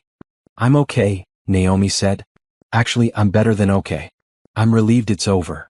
You've been so strong through all of this, her mother said. Your father would be so proud of the woman you've become. Naomi felt tears prick her eyes.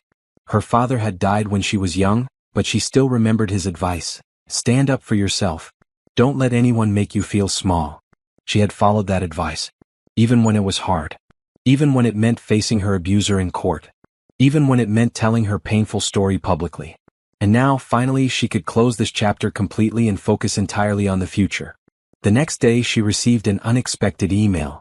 It was from Simone, Pierce's former mistress, who Naomi hadn't heard from since the party 3 years ago. Dear Naomi, the email began. I saw the news about Pierce's sentencing. I wanted to reach out to say I'm sorry. Not just for my role in what happened to you but for doubting your story at first.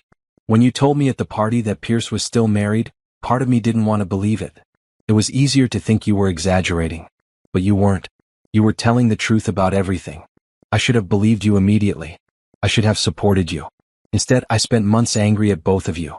It took me too long to realize that we were both his victims, just in different ways. I'm truly sorry for that. I hope you're doing well. Based on what I've read about your business, it seems like you've built an amazing life. You deserve that after everything you went through. Thank you for being strong enough to speak the truth, even when it was difficult. Sincerely, Simone. Naomi read the email twice, surprised by the emotions it stirred. She had spent so little time thinking about Simone over the past 3 years.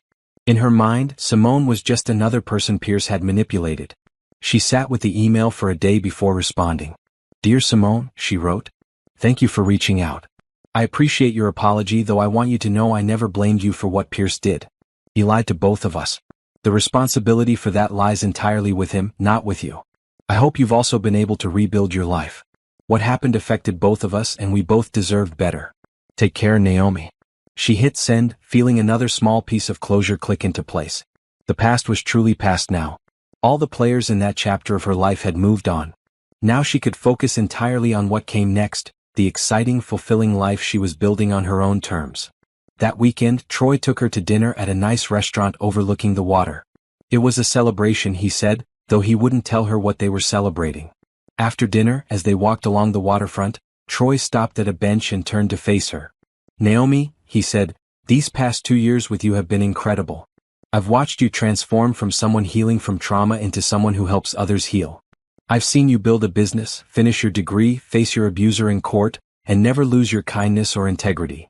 Naomi felt her heart racing. She knew what was coming. I love you, Troy continued. Not because I want to save you or fix you, you've done that yourself. But because you inspire me. Because you make me want to be better. Because you're the strongest, most genuine person I've ever met. He pulled a small box from his pocket and opened it, revealing a simple, elegant ring. I'm not trying to rush you. We can have as long an engagement as you want. But I wanted you to know, I want to spend my life with you. Will you marry me?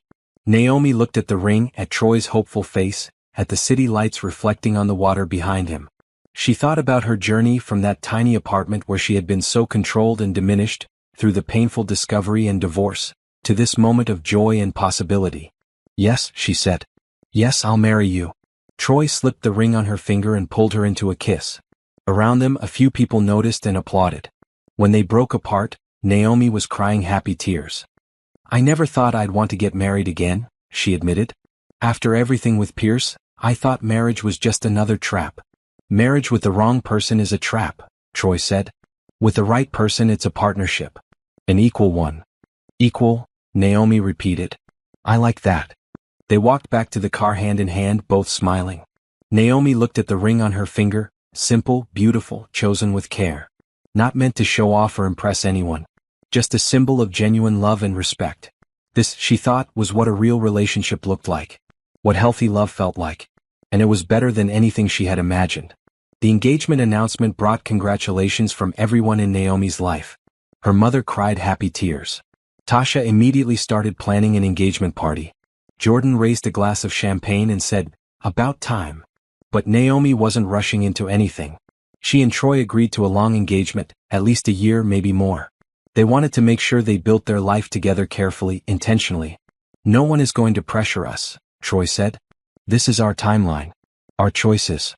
That sense of control over her own life still felt precious to Naomi. Every decision she made now was hers. Every choice was based on what she wanted, not on what someone else demanded. By November, 3 years after that party that changed everything, Naomi's business had expanded to 3 locations. She had 12 employees now, all women, many of them survivors who she had trained personally. She had also started offering workshops and online courses, reaching women across the country. Her YouTube channel had 50,000 subscribers. Her book deal had just been finalized, A Guide to Financial Recovery After Abuse, scheduled for publication next year. She was invited to speak at conferences regularly now. Each time, she told her story with the same goal, helping others recognize the signs of financial abuse and giving them tools to escape it. At one conference in December, a young woman approached her afterward with tears streaming down her face. "Thank you," the woman said. "My boyfriend controls all our money. He says it's because I'm bad with finances, but hearing your story I realize he's using the same tactics. You just saved my life." These moments made everything worthwhile. Every difficult testimony. Every painful memory shared publicly. Every time she relived her trauma to help someone else. "You're changing the world," Troy said that evening as they video chatted. He was in Atlanta on a photography assignment, but they talked every night he was away. "I'm just telling the truth," Naomi said. "The truth changes things. Silence protects abusers." During the holidays, Naomi hosted a gathering at her condo for her employees. She wanted them to feel appreciated, valued, part of something meaningful. Sharon, her second hire, stood up to make a toast. "3 years ago, I was sleeping in my car and didn't know how I'd feed my kids. Naomi gave me a job, taught me skills, and helped me rebuild my life. Now I own my own home and I'm helping other women do the same. That's the ripple effect of kindness and support. So thank you, Naomi, for believing in all of us." Everyone raised their glasses. Naomi felt overwhelmed with emotion. She had built this, not just a business but a community, a support system, a group of women lifting each other up. The new year brought new opportunities. A television network contacted her about a documentary series on financial abuse. A major university invited her to develop a curriculum for a new certificate program. A national women's organization asked her to join their board. "You're becoming a household name," Jordan observed over lunch in January. "That still feels surreal," Naomi admitted. 3 years ago I was nobody.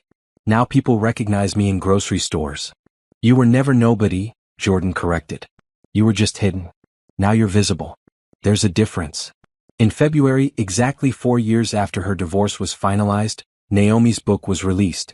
Rising After the Fall, A Guide to Financial Recovery, debuted on the bestseller list. The reviews praised its practical advice and compassionate tone. She did a book tour, traveling to 12 cities in 3 weeks. At every event, the rooms were packed. Women came with their own stories of financial abuse, seeking hope and guidance. One woman brought her teenage daughter. "I want her to read your book," the mother said. "I want her to know the warning signs so she never ends up in the situation I was in." Education is prevention, Naomi agreed. Teaching young women to protect themselves is crucial. Troy joined her for the last week of the tour, photographing the events for a behind-the-scenes documentary. Watching him work still made her smile. His patience, his eye for meaningful moments, the respect he showed every person he photographed. Back home in March, Naomi finally had time to focus on wedding planning. She and Troy kept it simple, a small ceremony with close friends and family, followed by a reception at a beautiful garden venue. "Nothing extravagant," Naomi insisted. "Just something meaningful. Whatever makes you happy," Troy said. "This is about us, not about impressing anyone." They chose late May for the wedding, giving them time to plan without stress. Tasha handled the styling, of course. Jordan agreed to be maid of honor. Troy's brother would be best man. As spring arrived, Naomi found herself reflecting on her journey. 4 years ago, she had been living in a tiny apartment, believing she was broke, controlled by a manipulative husband. She had felt small, powerless, trapped. Now she owned a thriving business. She had published a best-selling book. She was engaged to a kind, supportive partner. She had built genuine friendships and a strong support network. She helped other women escape the trap she had been in. The transformation was complete. Not because she had gotten revenge on Pierce, though justice had certainly been served, but because she had reclaimed herself. She had remembered who she was before Pierce, and she had become even stronger than that person. One April evening she was working late at her office when her phone rang. It was an unknown number, but something made her answer. Hello? Naomi? It's Rachel. From the shelter. You taught my financial literacy class 3 years ago. Naomi remembered her, a quiet woman who had been terrified of managing money after leaving her abusive husband. Rachel. How are you? I'm amazing, Rachel said, her voice bright with happiness. I just bought my first house. I have a good job. My kids are thriving. I wanted to call and thank you because you showed me it was possible. You proved that we can rebuild after abuse. Naomi felt tears welling up. I'm so proud of you. You did the hard work. You rebuilt your life. You gave me the tools and the hope, Rachel said. That's everything. After the call ended, Naomi sat quietly in her office, looking at the photos on her wall. Photos of her graduation. Photos of her business team. Photos of women she had helped. This was her legacy. Not money or fame or revenge, but the women whose lives had changed because she had been brave enough to share her story and strong enough to turn her pain into purpose. Troy called as she was locking up the office. Hey, I'm making dinner. Should be ready when you get home. I'm on my way, Naomi said. Troy. Yeah. I love you. I'm so grateful for you. I love you too, he said. Drive safe. The wedding was beautiful. Simple but elegant, held in a garden on a perfect May afternoon. Naomi wore a flowing white dress that made her feel beautiful without trying too hard. Troy wore a classic suit and couldn't stop smiling. Her mother walked her down the aisle, both of them crying happy tears. Jordan stood beside her as maid of honor, looking proud. Troy's family welcomed her warmly, treating her like she had always been part of their family. When Troy said his vows, his voice was steady and sincere. I promise to be your partner, not your owner. To support your dreams, not limit them. To celebrate your success, not compete with it. To love you as an equal always. Naomi's vows were equally meaningful. I promise to trust you with my heart because you've shown me what real love looks like. To build a life with you based on honesty and respect. To choose you every day not because I have to, but because I want to. They exchanged simple rings, matching bands that symbolized their equal partnership. When the officiant pronounced them married, Troy kissed her gently while their guests cheered. Naomi felt complete joy, the kind that comes from knowing you're exactly where you're supposed to be. The reception was full of laughter and celebration. Naomi's employees surprised her with a video montage of testimonials from clients whose lives had changed. Jordan gave a toast about friendship and resilience. Troy's mother welcomed Naomi to the family with genuine warmth. During their first dance, Troy whispered, "Happy?" "Incredibly happy," Naomi said. "This feels right. Real.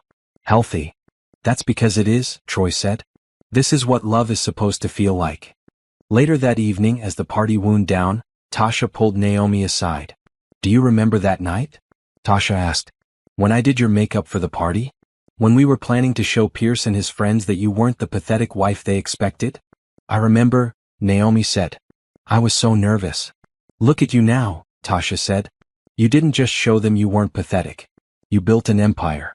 You changed lives. You found real love. You won in every possible way." Naomi hugged her cousin tightly. "Thank you for being there that night. For helping me be brave." "You were always brave," Tasha said. "I just helped you look good while doing it." Naomi and Troy left for their honeymoon the next day, 2 weeks in Greece, wandering through ancient ruins, swimming in crystal clear water, eating amazing food, and simply enjoying being together. One evening, sitting on a terrace overlooking the sea, Troy took her hand. "What are you thinking about?" he asked. "How different my life is now," Naomi said. 4 years ago I thought my life was over. I thought I'd lost everything. But I was wrong. I hadn't lost anything important. I'd just been living a false life. The real one was waiting for me to claim it. "And you did claim it," Troy said. "You fought for it. You built it. You earned every bit of happiness you have now." Naomi squeezed his hand. "We did. Together." They sat in comfortable silence, watching the sun set over the Mediterranean. The past felt distant now, important for the lessons it taught but no longer painful. The future felt bright, full of possibility. Naomi had learned the most important lesson of all: her value didn't come from anyone else. Not from a husband or a relationship or external validation. It came from within herself, from her own strength and resilience and determination. Pierce had tried to convince her she was worthless. He had failed. She had proven him wrong in the most powerful way possible, by becoming exactly who she was meant to be. And that victory was permanent. No one could ever take it away. Returning from the honeymoon felt like coming home to a life Naomi had built with her own hands. She and Troy moved into a house together, not a mansion, but a comfortable home with space for both of them to work, a garden for growing vegetables and a guest room for when family visited. The transition from independent single woman to married life was surprisingly easy. Troy respected her space and autonomy. They made decisions together as true partners. When disagreements arose, they talked through them calmly without anyone trying to control or manipulate. "This is what healthy looks like," Naomi's therapist said during a check-in session. "You've built a relationship based on mutual respect and equality. That's exactly what you deserved all along." By June, Naomi's business had grown so much she needed to hire an operations manager. She chose a woman named Bethany who had experience in nonprofit management and shared Naomi's passion for helping abuse survivors. "I want to make sure we never lose sight of our mission," Naomi told Bethany during her first week. "Yes, we're a business and we need to be profitable. But our real purpose is changing lives. That always comes first. That's why I wanted to work here," Bethany said. "I've worked for a lot of companies that talked about making a difference. This is the first one that actually does." With Bethany handling operations, Naomi had more time to focus on expanding their impact.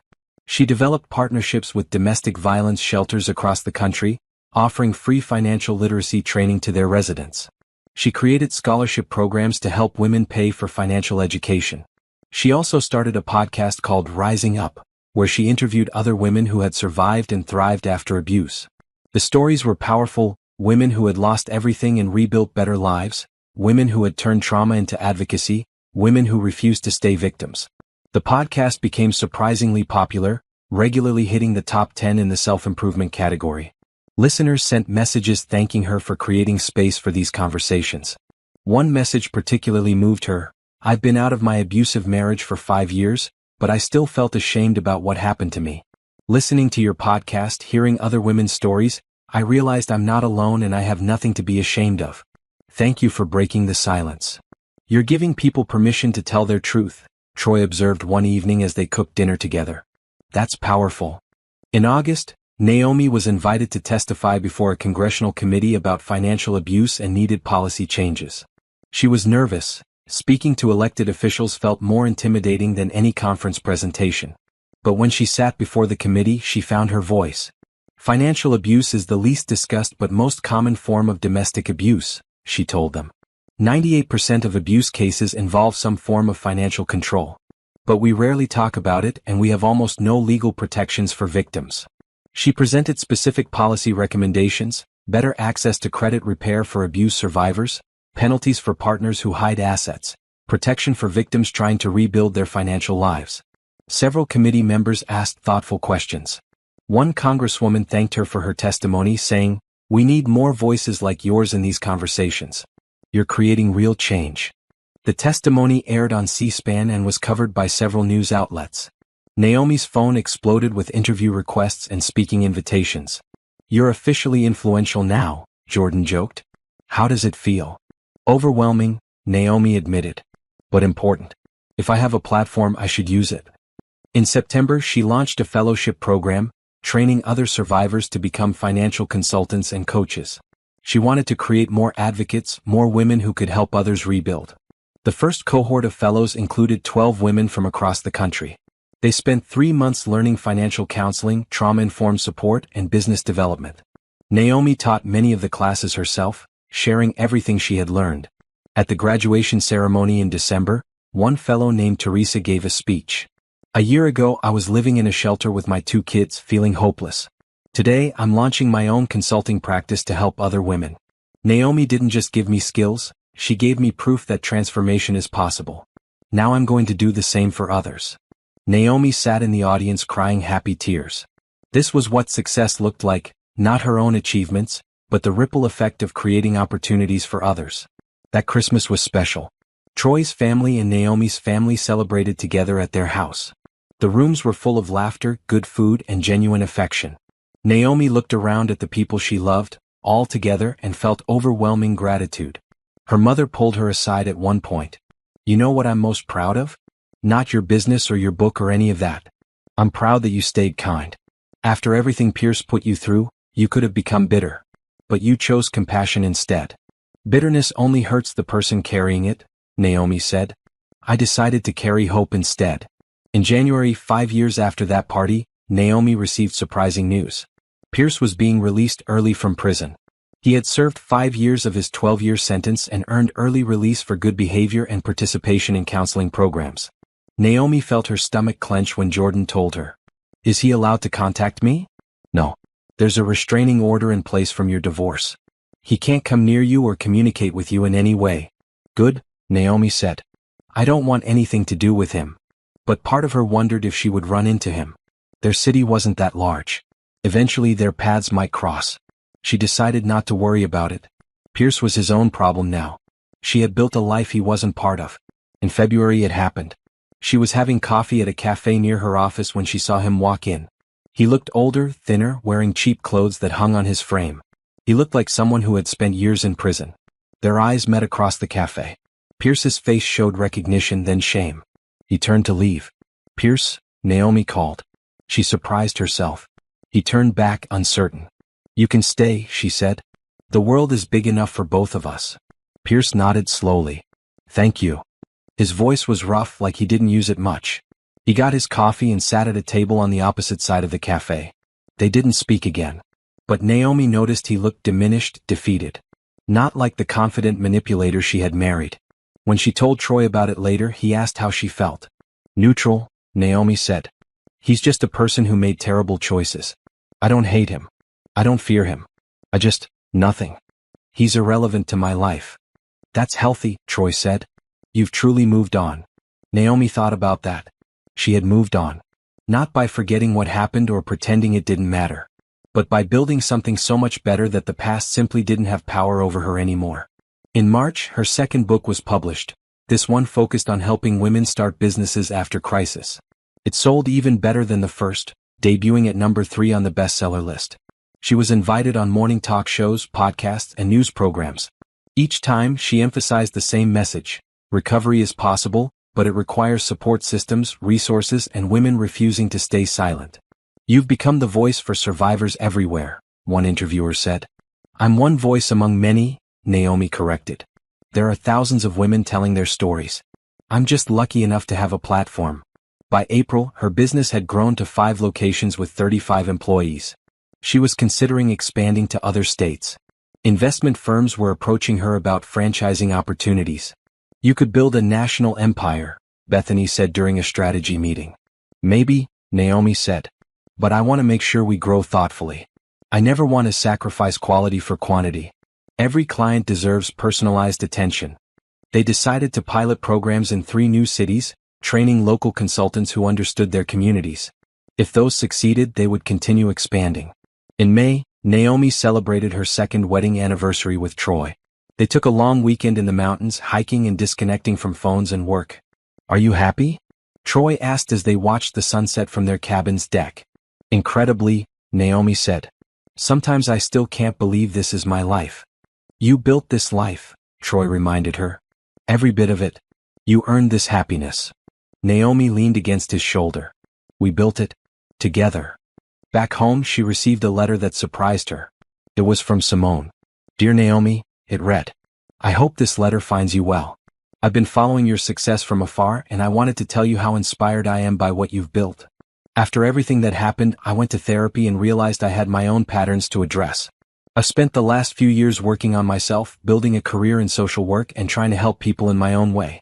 I also wanted you to know that I ran into Pierce recently. He asked me for money, trying to restart his old manipulation tactics. I said no and walked away. It felt empowering to see him clearly for what he is, a manipulator who preys on people's kindness.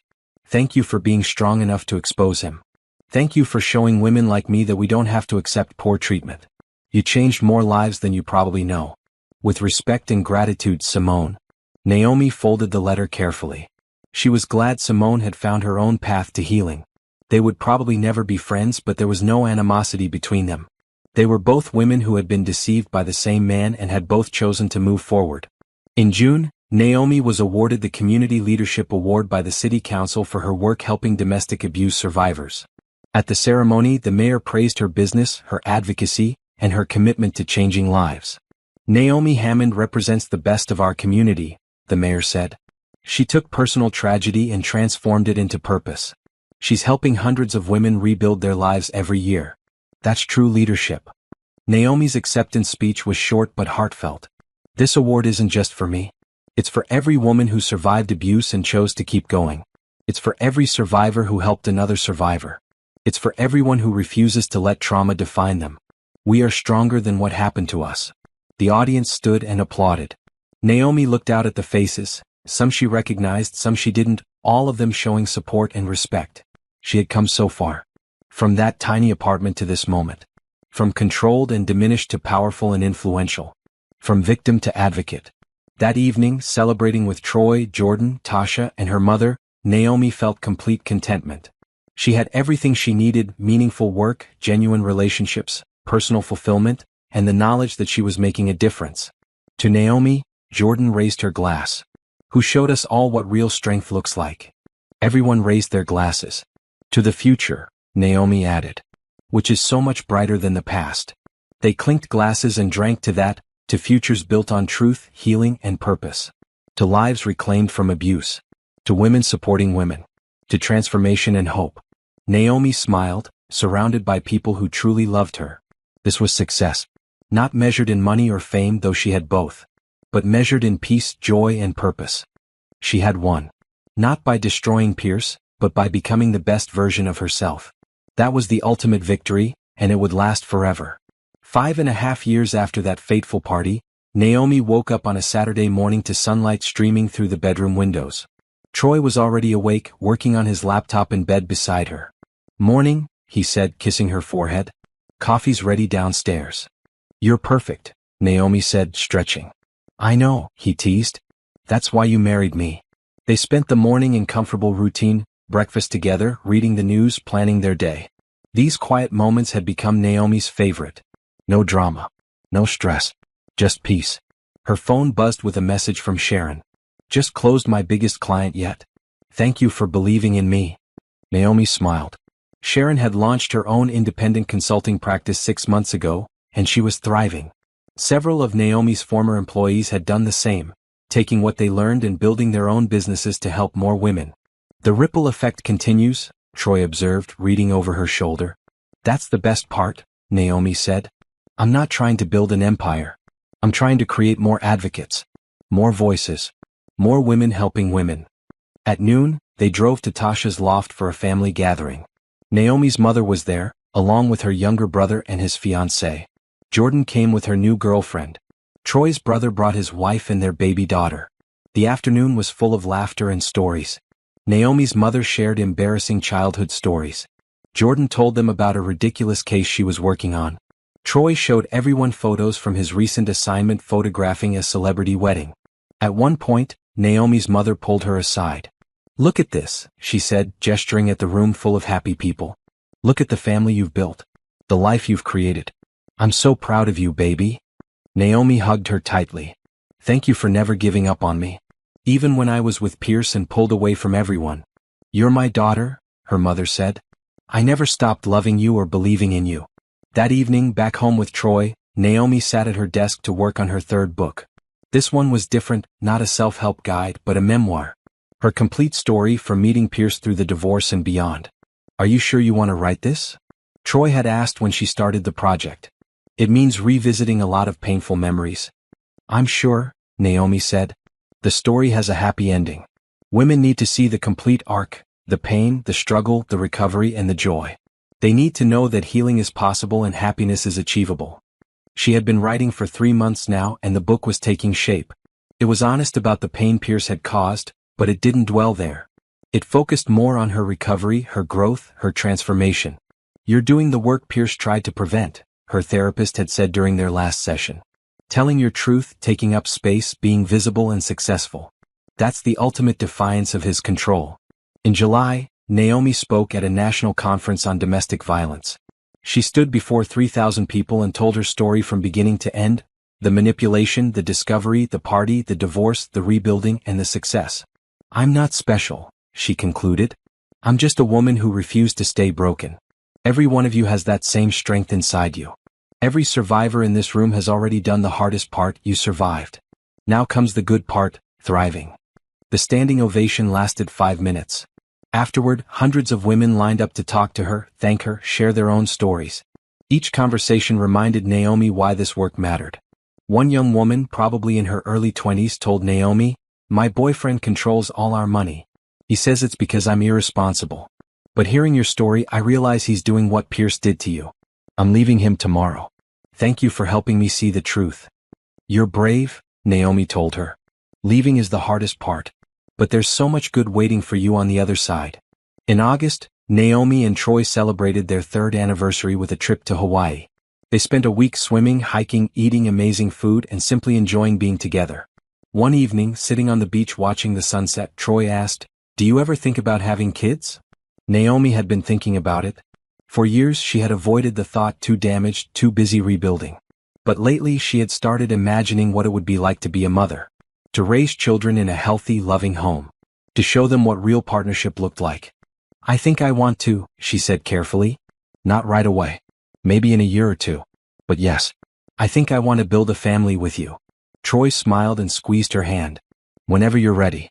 No pressure. Just know I'd love to have kids with you." They sat in comfortable silence, watching the sun sink into the ocean.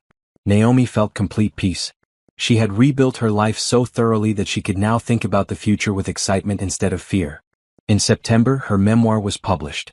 The Party That Changed Everything, a story of betrayal, recovery, and triumph, debuted at #1 on the bestseller list. The response was overwhelming. Women across the country shared their own stories on social media using the hashtag #MyPartyMoment, describing the moments they realized they needed to leave, fight back, or reclaim their lives.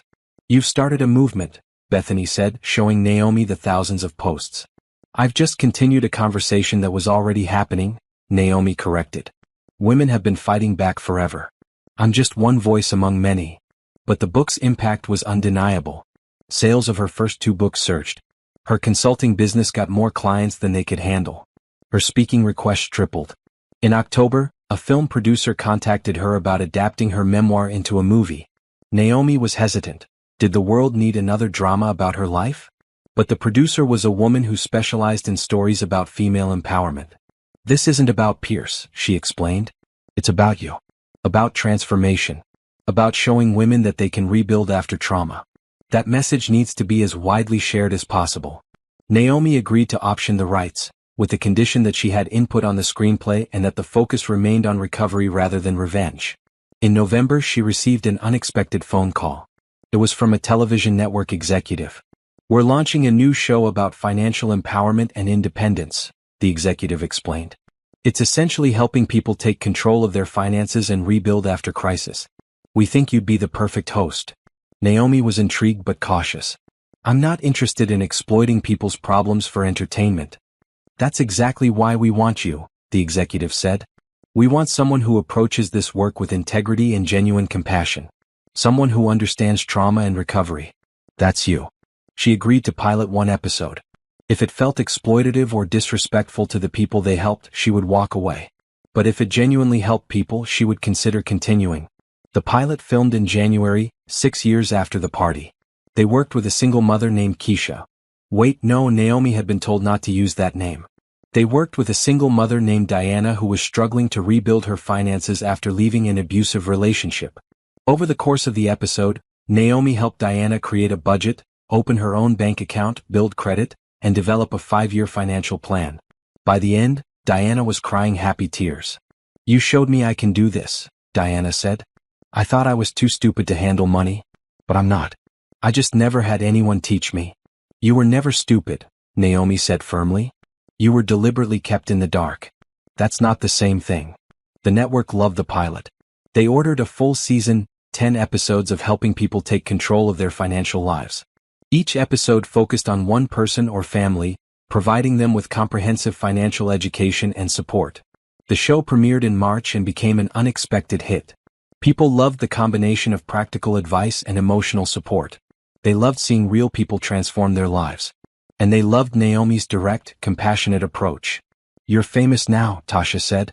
"Like actually famous. I saw someone watching your show at the gym." That's surreal, Naomi admitted. I never wanted to be famous. I just wanted to help people. You're doing both, Tasha said. And you're using fame responsibly. That's rare. In April, Naomi turned 35. Troy threw her a surprise birthday party at their house. All the important people in her life were there: family, friends, colleagues, clients she had helped over the years. During the party, Sharon stood up to make a toast. 6 years ago, Naomi was rebuilding her own life. Today, she's helping thousands of women rebuild theirs. She turned personal pain into global purpose. She's proof that trauma doesn't have to define us. So here's to Naomi, the strongest, kindest, most inspiring person I know. Everyone raised their glasses. Naomi felt overwhelmed with gratitude and joy. Later, when the party had wound down and only close family remained, Troy pulled out a small gift box. One more present, he said. Inside was a silver bracelet engraved with words, "She believed she could, so she did." Perfect, Naomi said, tears in her eyes. Thank you. You did do it, Troy said. You believed you could rebuild your life and you did. You believed you could help others and you did. You believed you deserved happiness and look at everything you have now. Naomi kissed him. We did it. Together. In May, she spoke at her old university's graduation ceremony. Standing at the podium looking at thousands of graduates and their families, she felt nervous but prepared. When I was your age, she began, I thought I had everything figured out. Then life happened. Betrayal happened. Loss happened. For a while I thought my life was over. But it wasn't over. It was just beginning in a different way than I had planned. She told the graduates about resilience, about adaptation, about turning setbacks into opportunities. She told them that success wasn't a straight line, that failure and struggle were part of every meaningful journey. The measure of your life isn't what happens to you, she concluded. It's what you do with what happens. You get to choose your response. You get to choose your path forward. Choose courage. Choose kindness. Choose to keep going. I promise you it's worth it. The applause was thunderous. Several graduates cried. Parents thanked her afterward for her honesty and inspiration. That evening, relaxing at home with Troy, Naomi reflected on her journey. 6 years ago, she had been invited to a party as a cruel joke. The invitation was supposed to humiliate her, to make her feel small and pathetic. Instead, it had been the catalyst for complete transformation. It had forced her to see the truth about her marriage. It had pushed her to take action. It had ultimately set her free. Do you ever wonder what would have happened if you hadn't found Pierce's phone? Troy asked. Sometimes, Naomi admitted. I might still be in that tiny apartment, believing we were broke, living a small controlled life. The thought is terrifying. But you did find it, Troy said. And you made the brave choice to act on what you discovered. That took incredible courage. Or incredible anger, Naomi laughed. Both, Troy said. Anger at injustice is healthy. It motivates change. You used that anger productively instead of destructively. Naomi thought about Pierce sometimes, though less and less as time passed. She had heard through the grapevine that he was working a basic job and living in a small apartment. Ironically, a life similar to the one he had forced her to live. She felt no satisfaction in his reduced circumstances. She just felt neutral. He was a person who had made terrible choices and faced consequences. His life was his responsibility now, not her concern. Her own life was full and meaningful. She had everything she had once dreamed of: fulfilling work, genuine love, financial security, strong friendships, and the deep satisfaction of knowing she made a difference. In June, the television network renewed her show for 2 more seasons. The movie adaptation of her memoir was greenlit for production. Her consulting business opened its 10th location. You're building a legacy, Jordan said over dinner one evening. I'm just living my life, Naomi said. A good life. The life I always deserved but didn't know how to claim. You know what I think? Her mother said. I think Pierce did you a favor. Not intentionally, obviously. But by being so terrible, he forced you to become strong. By trying to make you small, he pushed you to become huge. By attempting to destroy you, he accidentally helped you become unstoppable. Naomi considered that. I'd rather have learned these lessons a different way. But I can't change the past. I can only build the future. And what a future you're building, her mother said proudly. In July, Naomi and Troy started trying to have a baby. They approached it thoughtfully, discussing expectations and fears. Naomi worried about being a mother after coming from an abusive relationship, but her therapist reassured her. You know what abuse looks like, the therapist said. Which means you'll be vigilant about creating a healthy environment. You'll raise children who understand consent, boundaries, and respect. That awareness makes you a better parent, not a worse one. By October, Naomi was pregnant. She and Troy were thrilled and slightly terrified. They spent months preparing, taking parenting classes, reading books, talking to other parents. "We're going to be great at this," Troy said, his hand on her growing belly. "We're going to make mistakes," Naomi corrected. "But we'll figure it out together. That's what matters." In February, 7 years after that party, Naomi gave birth to a healthy baby girl. They named her Hope, because hope was what had carried Naomi through the darkest times. Holding her daughter in the hospital, Naomi felt overwhelming love and determination. She would raise this child to be strong, independent, confident. She would teach her daughter about healthy relationships, financial literacy, and self-worth. She would show her by example what it meant to be a woman who refused to be controlled or diminished. "Hello, Hope," Naomi whispered. "You're going to have such an amazing life. I promise you that." Troy stood beside them, taking photos, crying happy tears. "She's perfect. You're perfect. This is perfect." Over the next months, Naomi adjusted to motherhood while continuing her work. She took maternity leave from the television show but continued consulting part-time and writing her next book during nap times. It was exhausting but fulfilling. She had worried about losing herself in motherhood the way she had lost herself in her marriage to Pierce. But this was completely different. She was choosing motherhood. She had support. She maintained her own identity while embracing this new role. By Hope's first birthday, Naomi had found a balance between motherhood, marriage, and career. She had hired a nanny for work hours, involved family and childcare, and set clear boundaries about her time. "You're doing amazing," Sharon said, visiting with her own kids. "You're showing all of us it's possible to have everything: career, family, personal fulfillment. You're proving women don't have to sacrifice one part of themselves to have another." Naomi looked at Hope playing on the floor with the other children and felt deep contentment. She had built this life, this beautiful, healthy, fulfilling life, from the ashes of betrayal and pain. She thought about that party 7 years ago. Walking into that penthouse in her borrowed dress, facing Pierce and his mistress, announcing her divorce in front of strangers. That moment had felt terrifying. But it had been the beginning of everything good. The moment she took back her power. The moment she chose herself.